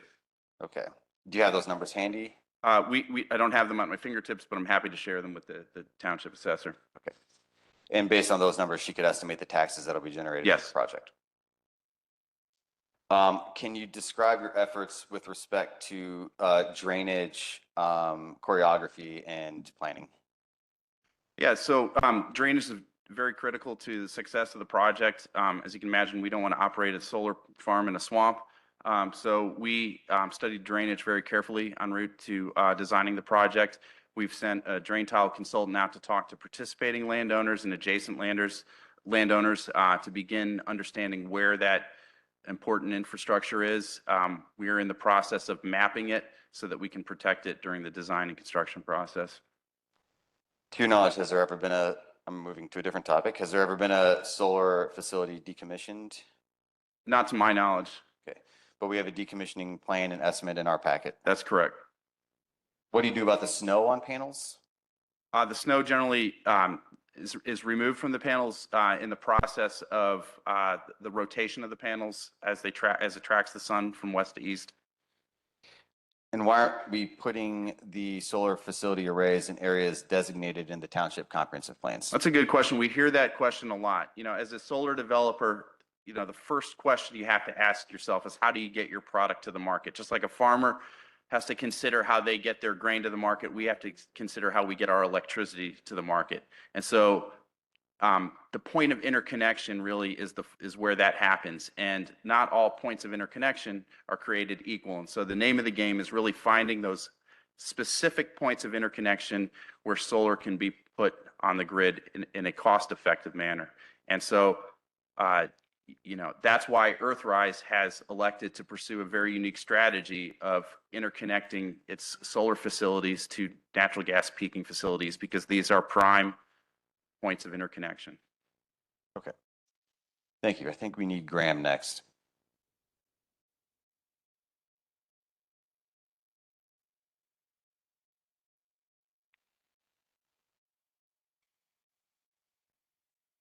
Graham, I'd like to address, there's some confusion here about the staging of the special use permit and the site development permit, the timing of those, what's required for each. There's some conflation between the two. Can you, and these were issues addressed by Mr. Becker, so I'm trying to honor these questions. Can you address when the site development permit is applied for, the requirements for that, and especially with respect to the wetlands, the farming wetlands, the floodplains, and Army Corps? Yeah, that's a great question. And first, I just want to say I appreciate the passion, especially around wetlands. I know it came up a half dozen times, if not a dozen times, and I want to acknowledge that. As a reminder, if you weren't here, you didn't catch it yesterday, I'm the environmental director here at Earthrise. And so I've helped permit projects, hundreds of projects across 36 states. Every single one of those projects, we had to engage with Army Corps of Engineer. I'm not going to let this be the first. So rest assured, we are working towards that goal. But to Mr. Jacoby's question, at different level stages at the SUP, we're required to do preliminary environmental studies and include that as part of the application. But where the brunt of all the environmental work and the final reports, especially when it comes to Army Corps of Engineers, happens at the site development permit stage, which is some counties call it the building permit, but this is the SDP. And so we will work with the Army Corps of Engineers. We're looking again to have no impact on any jurisdictional features, including wetlands. So therefore, no formal individual permit will be required through the Army Corps of Engineers. However, we are working with our consultant, Kimberly Horn, to prepare a memo of such and get the Army Corps to see that and agree with us. So that is part of the SDP, and this project will not be built if we cannot get that approval. So rest assured, we are working towards that end. And the wetlands at the moment are delineated in the packet? Every single one, yes, sir.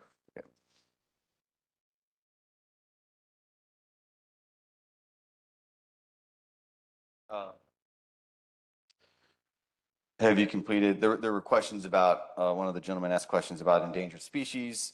I believe the short-eared bat. Can you briefly describe the diligence of endangered species for the project? Yeah. Again, I appreciate the passion there. We did send out field biologists to look at all, again, county, state, and federally listed protected species and identified habitat throughout the project. And again, our mitigation strategy when it comes to environmental constraints is total avoidance. So I'm really glad the gentleman found a short-eared bat and rescued him. And we actually hope with the prairie restoration that we're doing outside of the fence, that is the short-eared bat's preferred habitat. So if anything, we're going to increase the habitat with the construction of this project. And you did, sorry, if you can go back to the last question you had mentioned, FEMA. Great question. So working with FEMA, again, we're going to avoid developing in there's different classes of floodplains, but you have to understand from a constructability and insurability, we have the same constraints. We don't want to work in FEMA and floodplains, right? Just not from a hydrological, but also just from a project financing and insurability. So our goal is not to impact FEMA floodplains whatsoever. Okay, thank you. I think I'm going to ask for Mr. Yes. Oh, straight out. Sorry, I get two. See, this is where I know. Short-eared owls are also prairie lovers. Excuse me.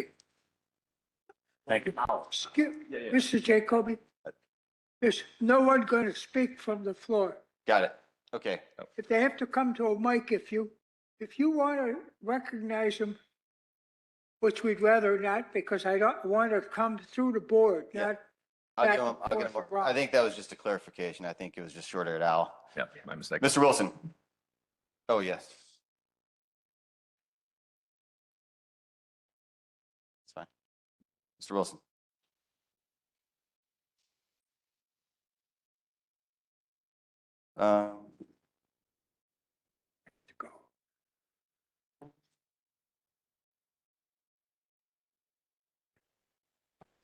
Can you please discuss how often, and Mr. Wilson, the landscape architect, can you please describe how often the prairies are reseeded and where the seeds are sourced from, please? Yes, of course. So going back to the presentation from yesterday, just wanted to remind the board here that part of what we submitted and put it together for this project was a vegetation management plan. This is a very comprehensive document that includes things such as the seeding guidelines. And as part of the seeding guidelines, we use the USDA, NRCS, and the IDNR's guidelines to put together for seeding. So there are overseeding requirements for performance standards, and we have guidelines in there for seeding from within certain areas. So we're trying to get that as local as possible because the less local seeding is shipped from, there is less reliability and germination in that seed. Thank you. Is the planting along the roads a snow concern? The planting along the roads, I am assuming you were talking about the right of way. So the right of way is not being impacted by the landscape design as the project stands. The right of way will stay right of way vegetation, so that shorter cut typical grasses that you would see along roadways. Thank you. And I think this was one of the later questions asked. How large are the buffer shrubs and how long will they require to provide visual buffer? Yes, great question. The buffer vegetation at the moment, we have a handful of different species that we're looking at, trying to use a native naturalized vegetation, working with the Soil and Water Conservation District and also, any other local authorities on the matter. But because of the variation in species and even types of plants, we're looking at evergreens, deciduous shrubs, even deciduous ornamentals. They all have a lot of variation in heights.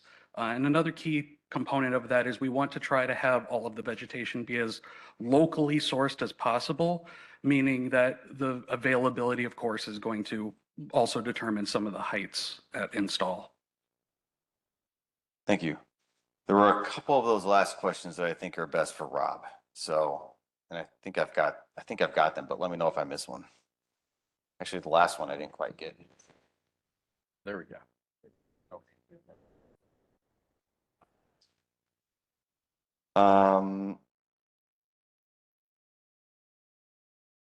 Are you taking money or grants? Earthrise. Earthrise is not taking any grants, no. How many Earthrise people live in these townships? None of the development team is. I'm not sure about the personnel that work at the plant. Do we know how many of the union employees live in these townships? I'm not aware of that number right now.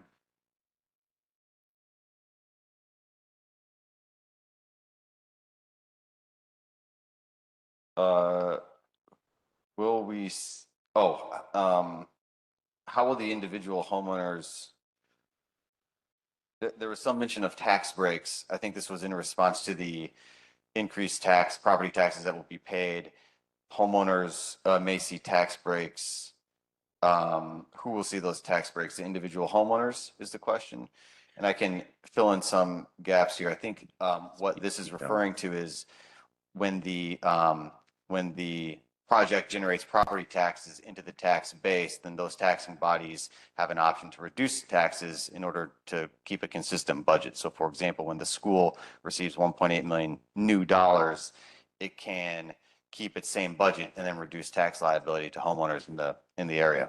So I think that's the question that is referring to. And then finally, you mentioned ComEd efficiency, who will get rate reductions.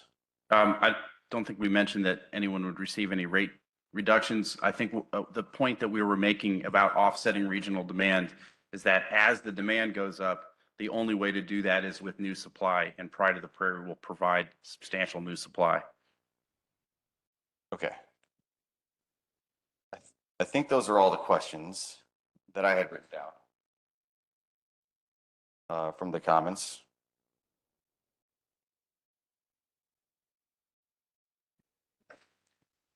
Does anybody else from the commission want to address any questions to the applicant?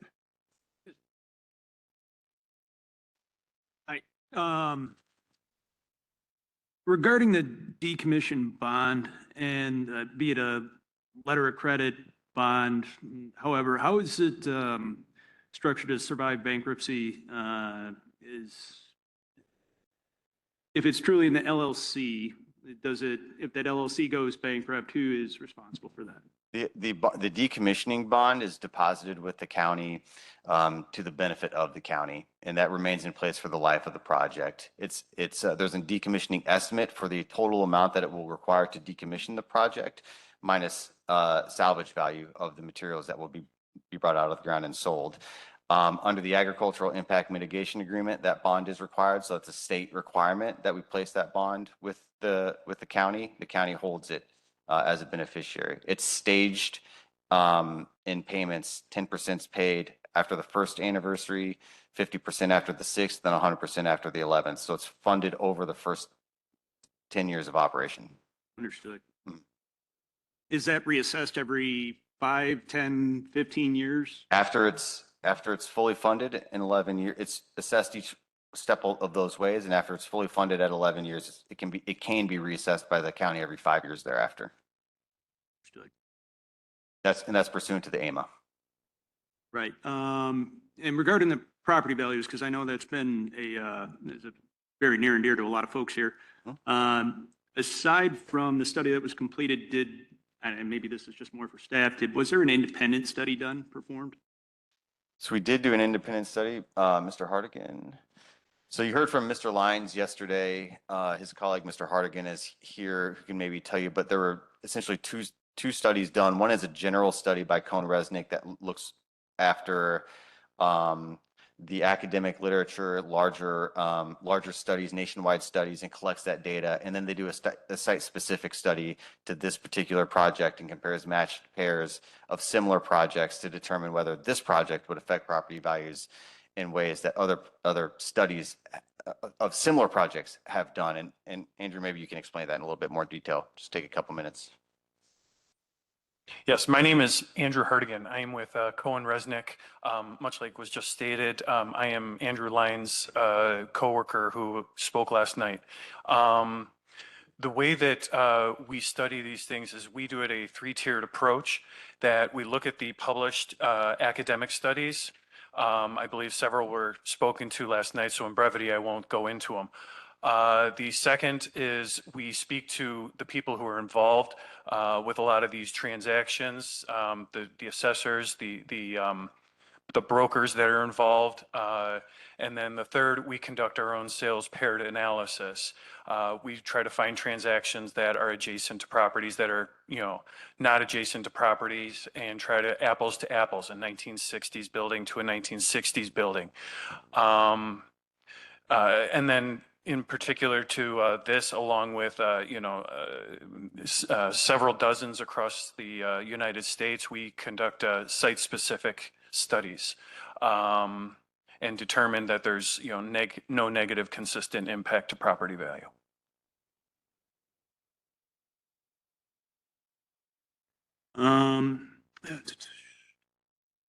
Sorry. In regards to the, and switching gears here a little bit, on the interconnection agreement with PJM, is there any, I guess, other liabilities that maybe Will County would be put into place if there's any other interconnection agreements as that shifts down the road? And I guess it's just a matter of, the hold period of this project. Is it necessarily just, is this going to always be paired with the peaker plant? Or is this going to be subsected between investments and moved off in 5 to 10 years, like a typical investment? Yeah, I think, trying to understand the nature of your question, but I think you're asking, is that interconnection agreement permanent for the life of the project? Correct. Did I state that correctly? Yeah. Yes, that it is. The agreement between the project company and PJM is valid for the life of the project, regardless of whether the peaker plant is generating electricity. Okay.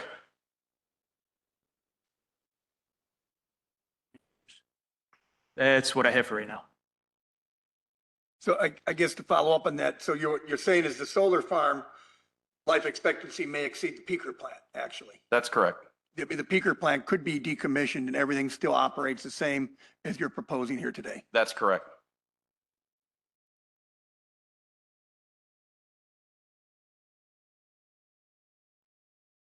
I think I have some questions for you, but I want to come back to address something if Kelly could come up, or maybe somebody else from staff. And a lot has been talked about the screening. And so there was the mention that you would default to the screening requirements of the county.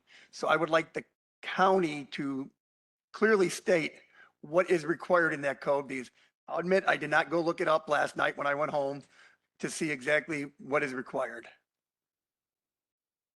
For screening requirements by the state statute, they're only required to provide residential screening for any community buildings, which is either homes or any occupied buildings within 300 feet.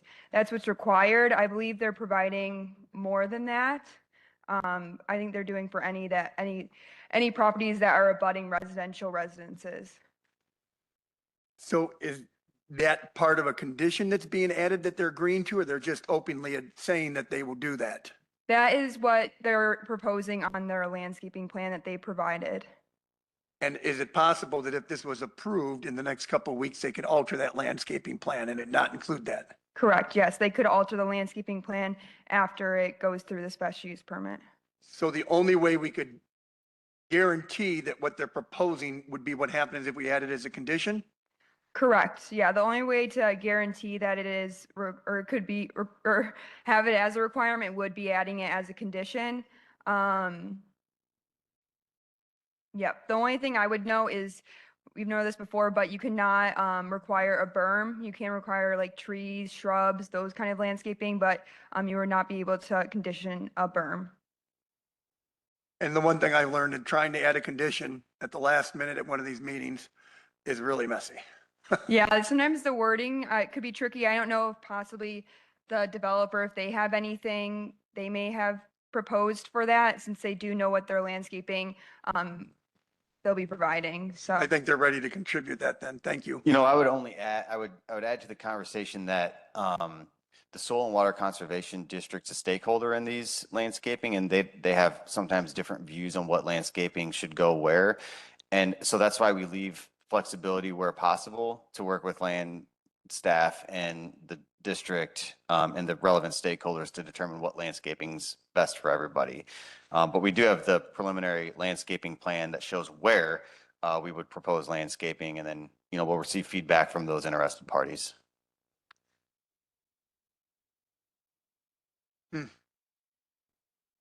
Thoughts from other commissioners on landscaping?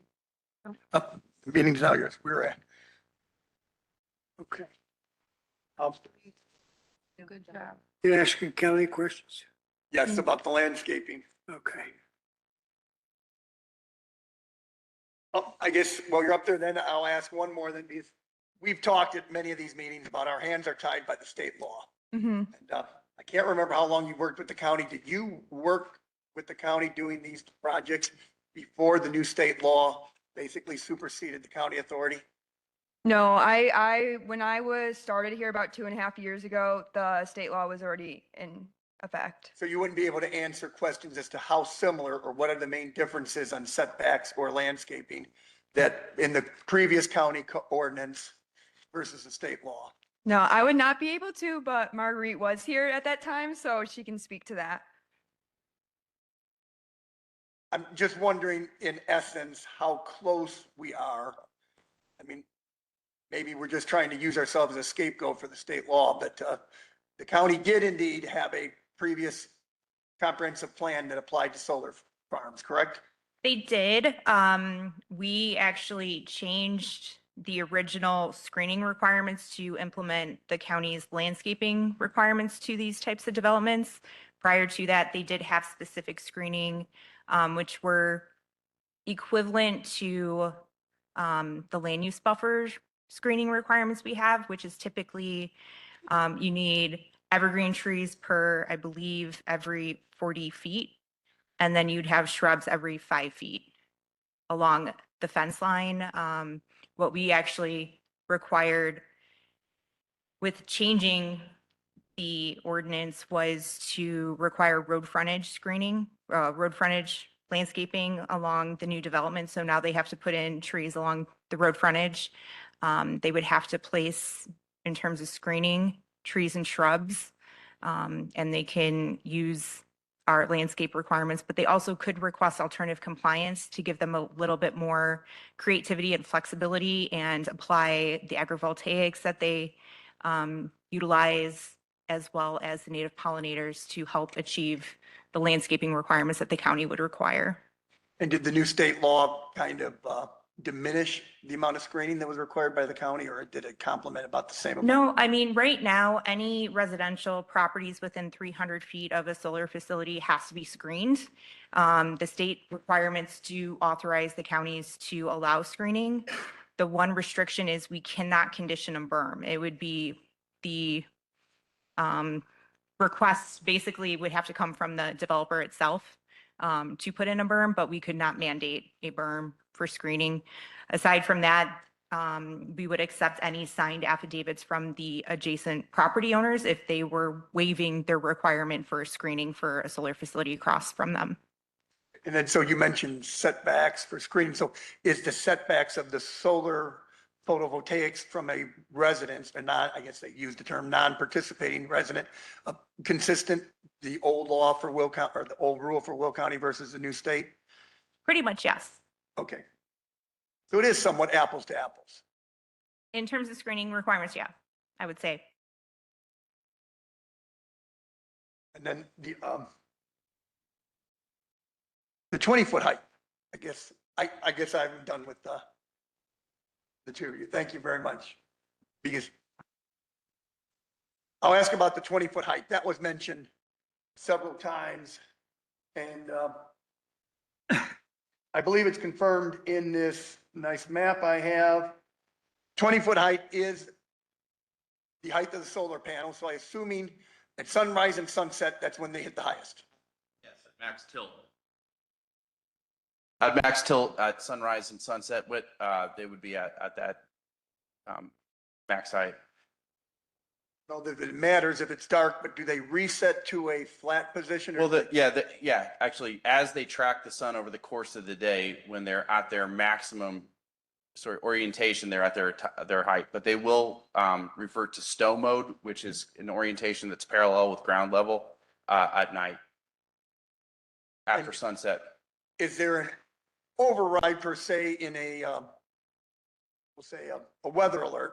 Yes. Hail is Yeah, they will respond to weather alerts. So basically, are these being monitored, I guess, somehow by computer or somehow that they would, like today, I had hail at my farm, hard wind coming from the northwest at 45 degrees. Would these actually have a design that they would try to tilt away and protect them as much as They possible? will respond to weather alerts, and it's being monitored. Joe, do you want to provide more context on it? Essentially, we use a SCADA system to control from the orientation of the panels remotely. You wanna- Hey there, Joseph Horn, Engineering Manager with Earthrise. Thanks again for having me back this evening. So a few things. The project does have a stow mode, so the general stow is actually not flat usually. It's back to the east at the end of the day. But there also is weather stow, and basically this is where the computer that monitors and controls the facility is integrated with weather stations, both existing local ones that you find at like airports, but also weather stations that are installed as part of the project within the perimeter. And the two main things that these look for are, wind or hail alerts, and the panels are rotated from east to west to deflect those events if they were to come, and if be to reach a critical wind speed or for hail to be detected. And that's something that's gotten pretty common in the past 2 years for new projects within solar. It's a requirement that if you're a new solar project and you want to get insured, you have to have this because it makes the project much more resilient. So you mentioned insurance. It was mentioned if weather was to cause damage and it go onto a neighbor's property, is that something that they would have recourse through the insurance? Yeah, the project is insured for any damage to it or around. It's a requirement for project financing. And I guess the only other thing, Slow down, guy, hurry up. slow down, everybody wants to go home. So I got a phone call yesterday, didn't answer it because I was farming. And I guess full disclosure here, I did actually, the guy called me back and I tried to stop him from trying to talk to me about the zoning meeting. I was quite rude to him. And then it occurred to me later that night that he did not realize that I would be one of the select 7 people to hear this case. He just knew me from my beekeeping days. But he did leave me voicemail that I ended up reading. And so since it may have skewed my mindset here, I'm going to read it aloud and let you address it. He just said that he read some information that solar panels are only 22% effective, and the best ones at most are 13%. And we have heard this from some of the other people, and I think We addressed this at the last meeting about how efficient they become. So what is the effect or the efficiency of a solar panel? So we call that capacity factor. That's the number of hours of the year that the project is effectively generating at peak capacity. For this project, we estimate that at around 26%. So that's in a 24-hour day. So over the 8,760 hours of a year, 26% of those will be effectively generating at the nameplate capacity of the facility, which is 600 megawatts. So if you wanted to understand the amount of energy that the facility will produce, say in megawatt hours, you would take 600 times 0.26 times 8,760, and that will give you the number of megawatt hours, which I think is around 1.4 million, something like that, megawatt hours a year. Now, it's a bell curve over the course of a day, but that's effectively how you calculate it over the course of a year. So, and if you figure that in this area, air conditioning is a huge electrical draw, you would way more effective or efficient in the summer where we have longer daylight hours than in the winter, I'm assuming. That's a good assumption. Yes, I think so. And so you have the bifacial panels. That's correct. I've heard the rhetoric and seen the rhetoric, all the people claiming about how they're a waste because there'll be snow on them or it's cloudy. The bifacial, how much more energy will that provide by having the reflection off the bottom? I don't have that estimate at the top of my head. I know it gives it a little. There you go. He's anxious to go. About 15 to 20%. And one other thing, snow has been brought up several times. One of the benefits of having a tracker system like this, as opposed to fixed tilt, is there's also snow stow, essentially. So if a large snowfall is expected, you can tilt that panel in its steepest position, which will be able to have most snow fall off that. It won't stick. So in essence, you can pick up reflection off the snow on a sunny day if there's snow under the panel. Absolutely. So just my curious mind, can it on a bright moonlit night with snow cover produce electricity through the night?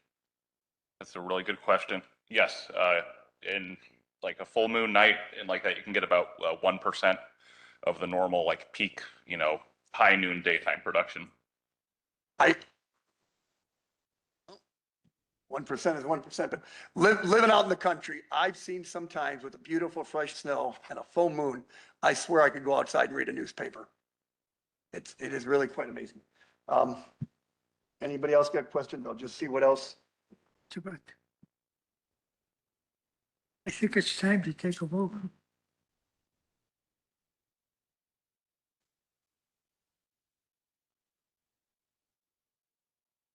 I think I got one. Oh, yeah, I do have a condition. I think that should be added then.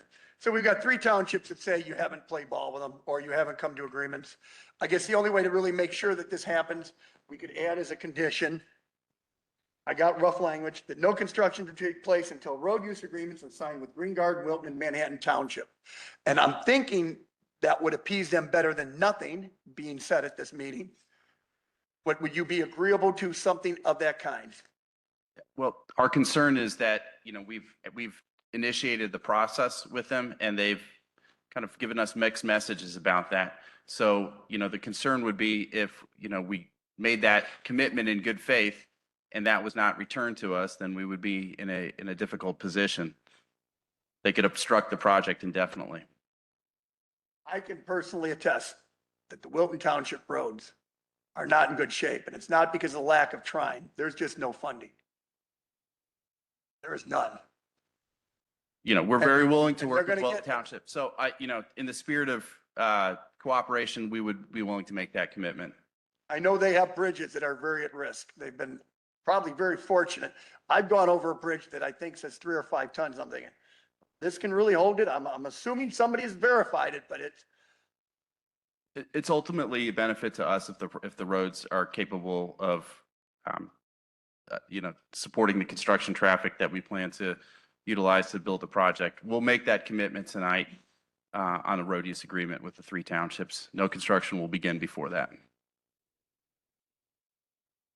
is that legally binding? The statement he just made? Just asking it. Everybody's under oath here, John.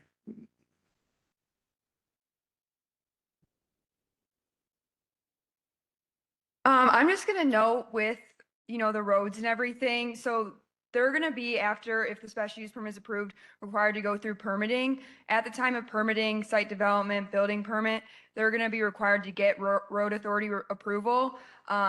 If they don't obtain road authority approval, they'll not be able to get the permit issued and they will not be able to start construction. So usually at the time of permitting, if they are requiring some kind of bond, they'll withhold their sign off on the permit until that's received. So they will be required to work with any of the applicable road departments through permitting.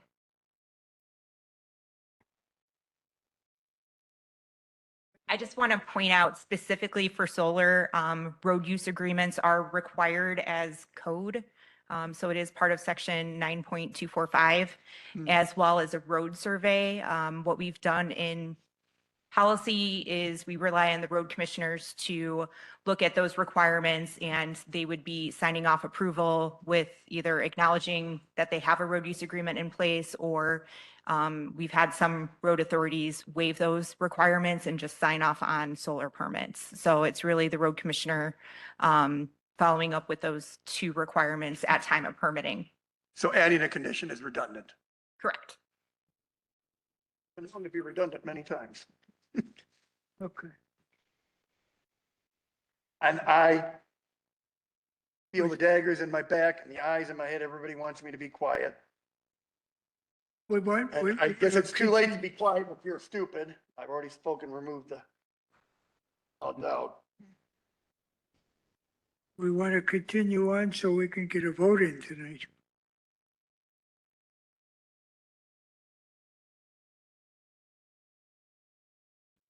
I guess I could ask staff or legal counsel. State mandate is that once the application is complete, we must hear the case within 45 days. Is that correct?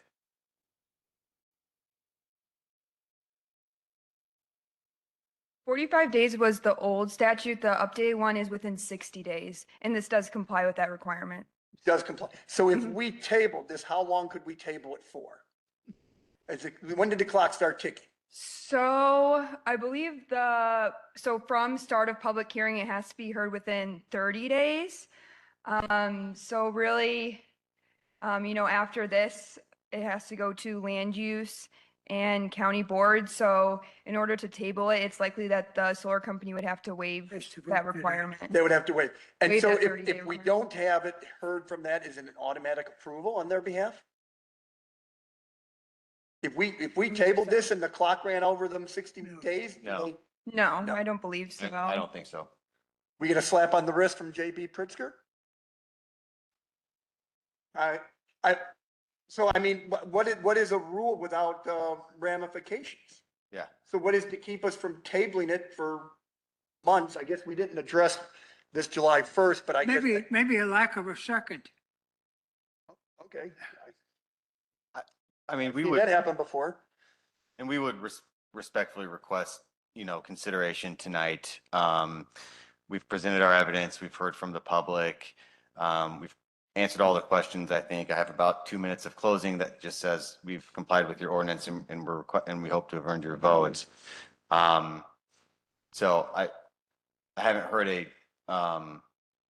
reason for a continuance, but so that's speaking on behalf of the company. We'd hope to achieve a vote tonight. And I won't comment on what the consequence would be if there is no vote. I don't know that off the top. I don't know how I would respond to that. Ask any more of my questions then. Yeah, Matt, Let the did process. you have a question?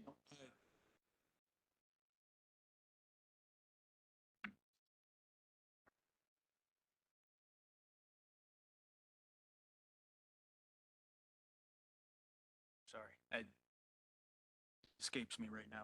My apologies. You okay? All right, having no more questions. Sorry, Thank you, found sir. it. What? Found it. Okay, go ahead.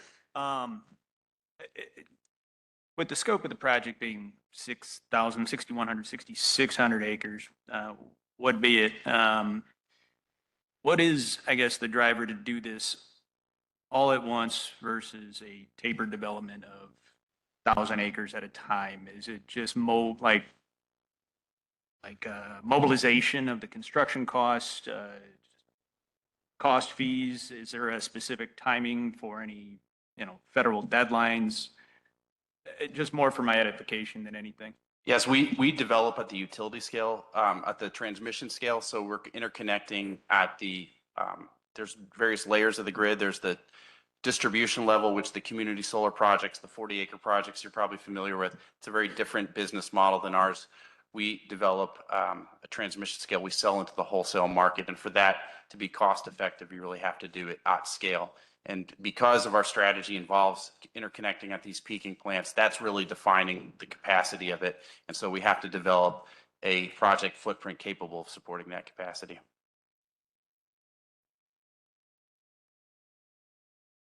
Thank you very much, gentlemen. We're going to go ahead and call for a vote. Thank you. I have nothing further to add. We hope to have earned your vote tonight. Thank you. On case number ZC-25-129. One more speaker that was located downstairs during the public hearing that would like to speak, if that's okay with the commission. We have no objections there. I thought we had all the public speakers done, but we will welcome the one last speaker.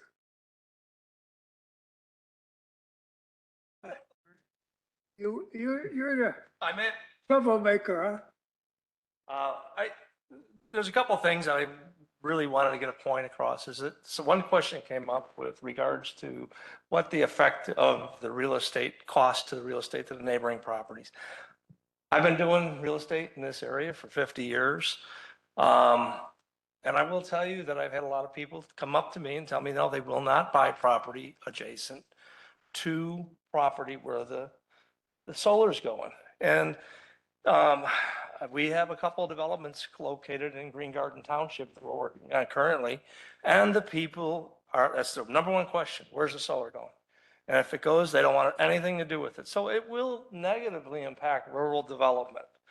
Secondly, is the magic terms about real estate: location, location, location. If your name too, so they know, huh?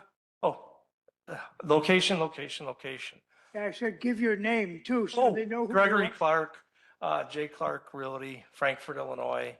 Our 50th anniversary is this year. So,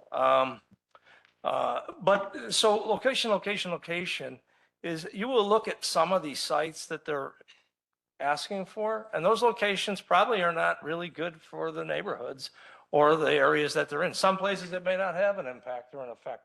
But I think to do the entire, I say, if I would suggest maybe phasing this. I mean, there's some areas, I get that it's the size of the development that you want to do. It's a commercial wholesale system. But I can't imagine why you can't break this down into smaller sectors. I think the closer you get to Frankfort, really, it should be almost denied. That area there is a high growth area. The Peatone School District, Peatone relies on that area as for its future growth because the schools are hurting. They need population growth, and the population is going to come from that direction. So again, I would say location, location, location, phasing, and it does impact, especially in certain areas, probably more so than others. And I think this may be a good time to revisit the phasing this, not doing it all at one big ultimate blue bill or whatever you call it. That's all I got. Thank you. Thank you.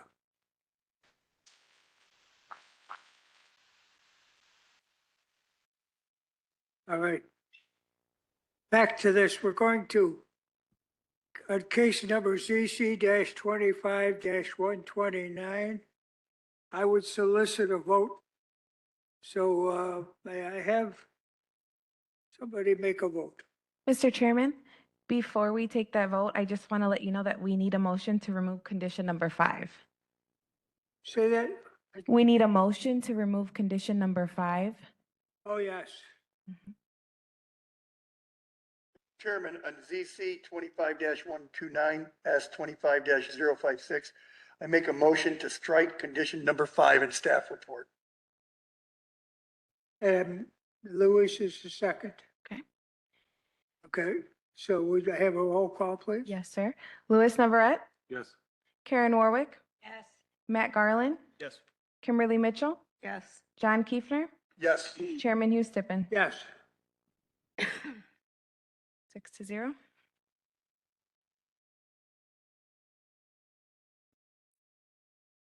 Now, on the original motion, do I have a motion and a second?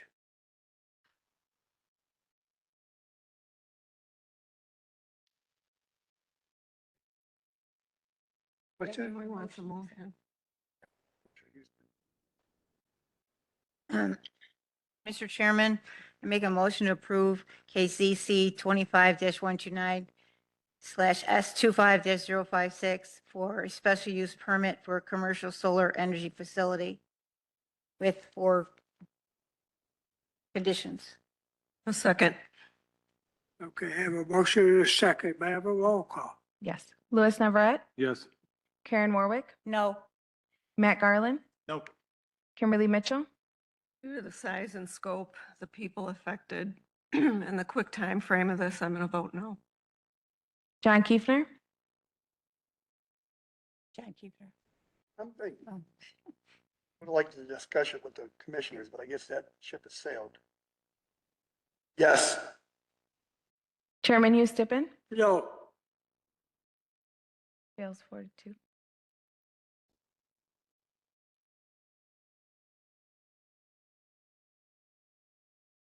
What is your total? What is your total vote there? 4-2. Fail. Okay, thank you. And that recommendation will follow through to the land use committee at what date? Do you know that? April 2nd is the Land Use Committee meeting. Thursday. Mhm. In 2 days. Okay. Well, thank you all for attending this meeting tonight. Oh, variances, the motion for the variance, We would still ask for votes on the variances. and the variances. Okay, yeah. But you did go through the variances. I don't have a paper.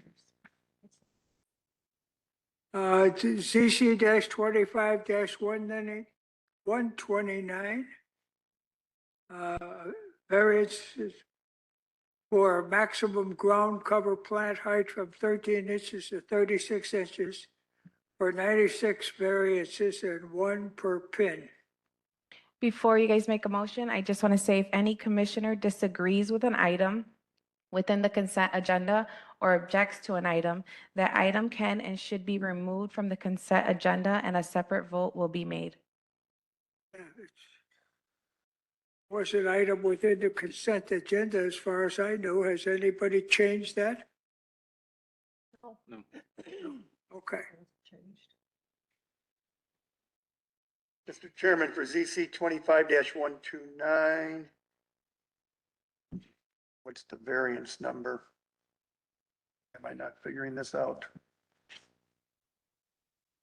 Guess we don't have approval of 96 variances for maximum ground cover plant height from 13 inches to 36 inches on 96 pins.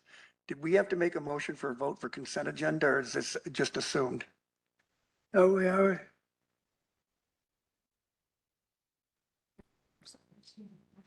Yes, I'm sorry, there is a motion needed for consent agenda. That had to be done first too, didn't it? And I knew that, and I still screwed it up. Mr. Chairman, I would like to make a motion for ZC 25-129 for a consent agenda for the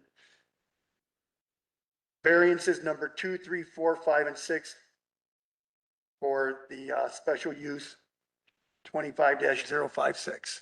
Second. Roll call. Louis Navarette, Yes. Karen Warwick, Yes. Matt Garland, Yes. Kimberly Mitchell, Yes. John Kiefner, Yes. Chairman Hugh Stippen. Yes. So for the same case, 129, agenda item number 2, approval for 96 variances for maximum ground cover plant height from 13 inches to 36 inches on the 96 pins as noted in the staff report. And I'm assuming I don't have to read these.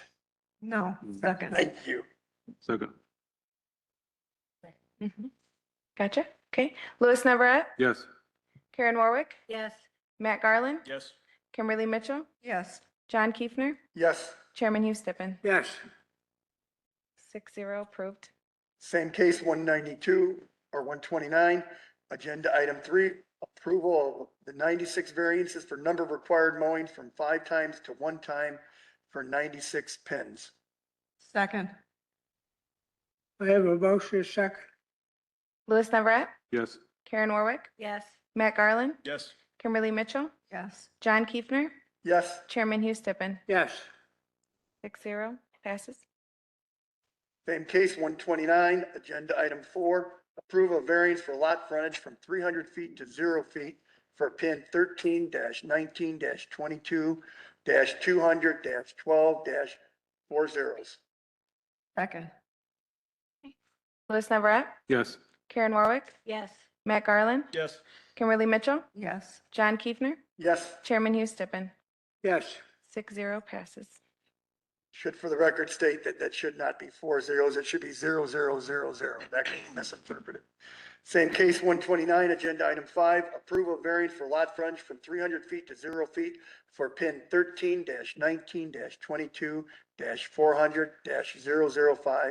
13-19-22-400-005-0000. Second. I have a motion, a second. Roll call, please. Louis Navarette, Yes. Karen Warwick, Yes. Matt Garland, Yes. Kimberly Mitchell, Yes. John Kiefner, Yes. Chairman Hugh Stippen. Yes. Passes. And same case, 129, agenda item 6, approval of variance for lot frontage from 300 feet to 0 feet for pin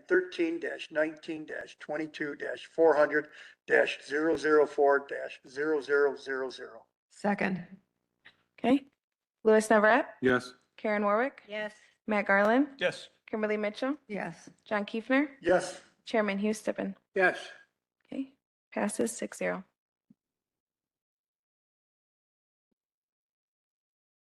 Now, I'd like to know what our next meeting is going to be, date-wise. Our next meeting is April 2nd, which is Thursday at the Land Use, and it is here at the Renaissance Center at 11 a.m. But not ours.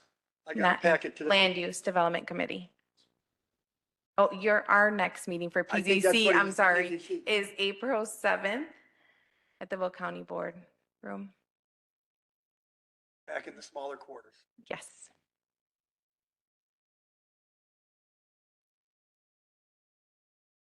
So we're meeting here or we're, April, she mistook you. She said land use is here on Thursday. We're Oh, April yeah. 7th. We're on our regular, back to our regular back first to our and third regular Tuesdays. method? Okay. Do we have any public comments? After this? No, thank you.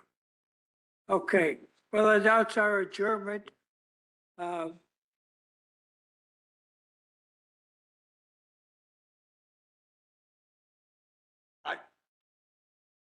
We don't run that meeting, so I think if you ask staff, they can get you an answer. Yeah, I would just be guessing.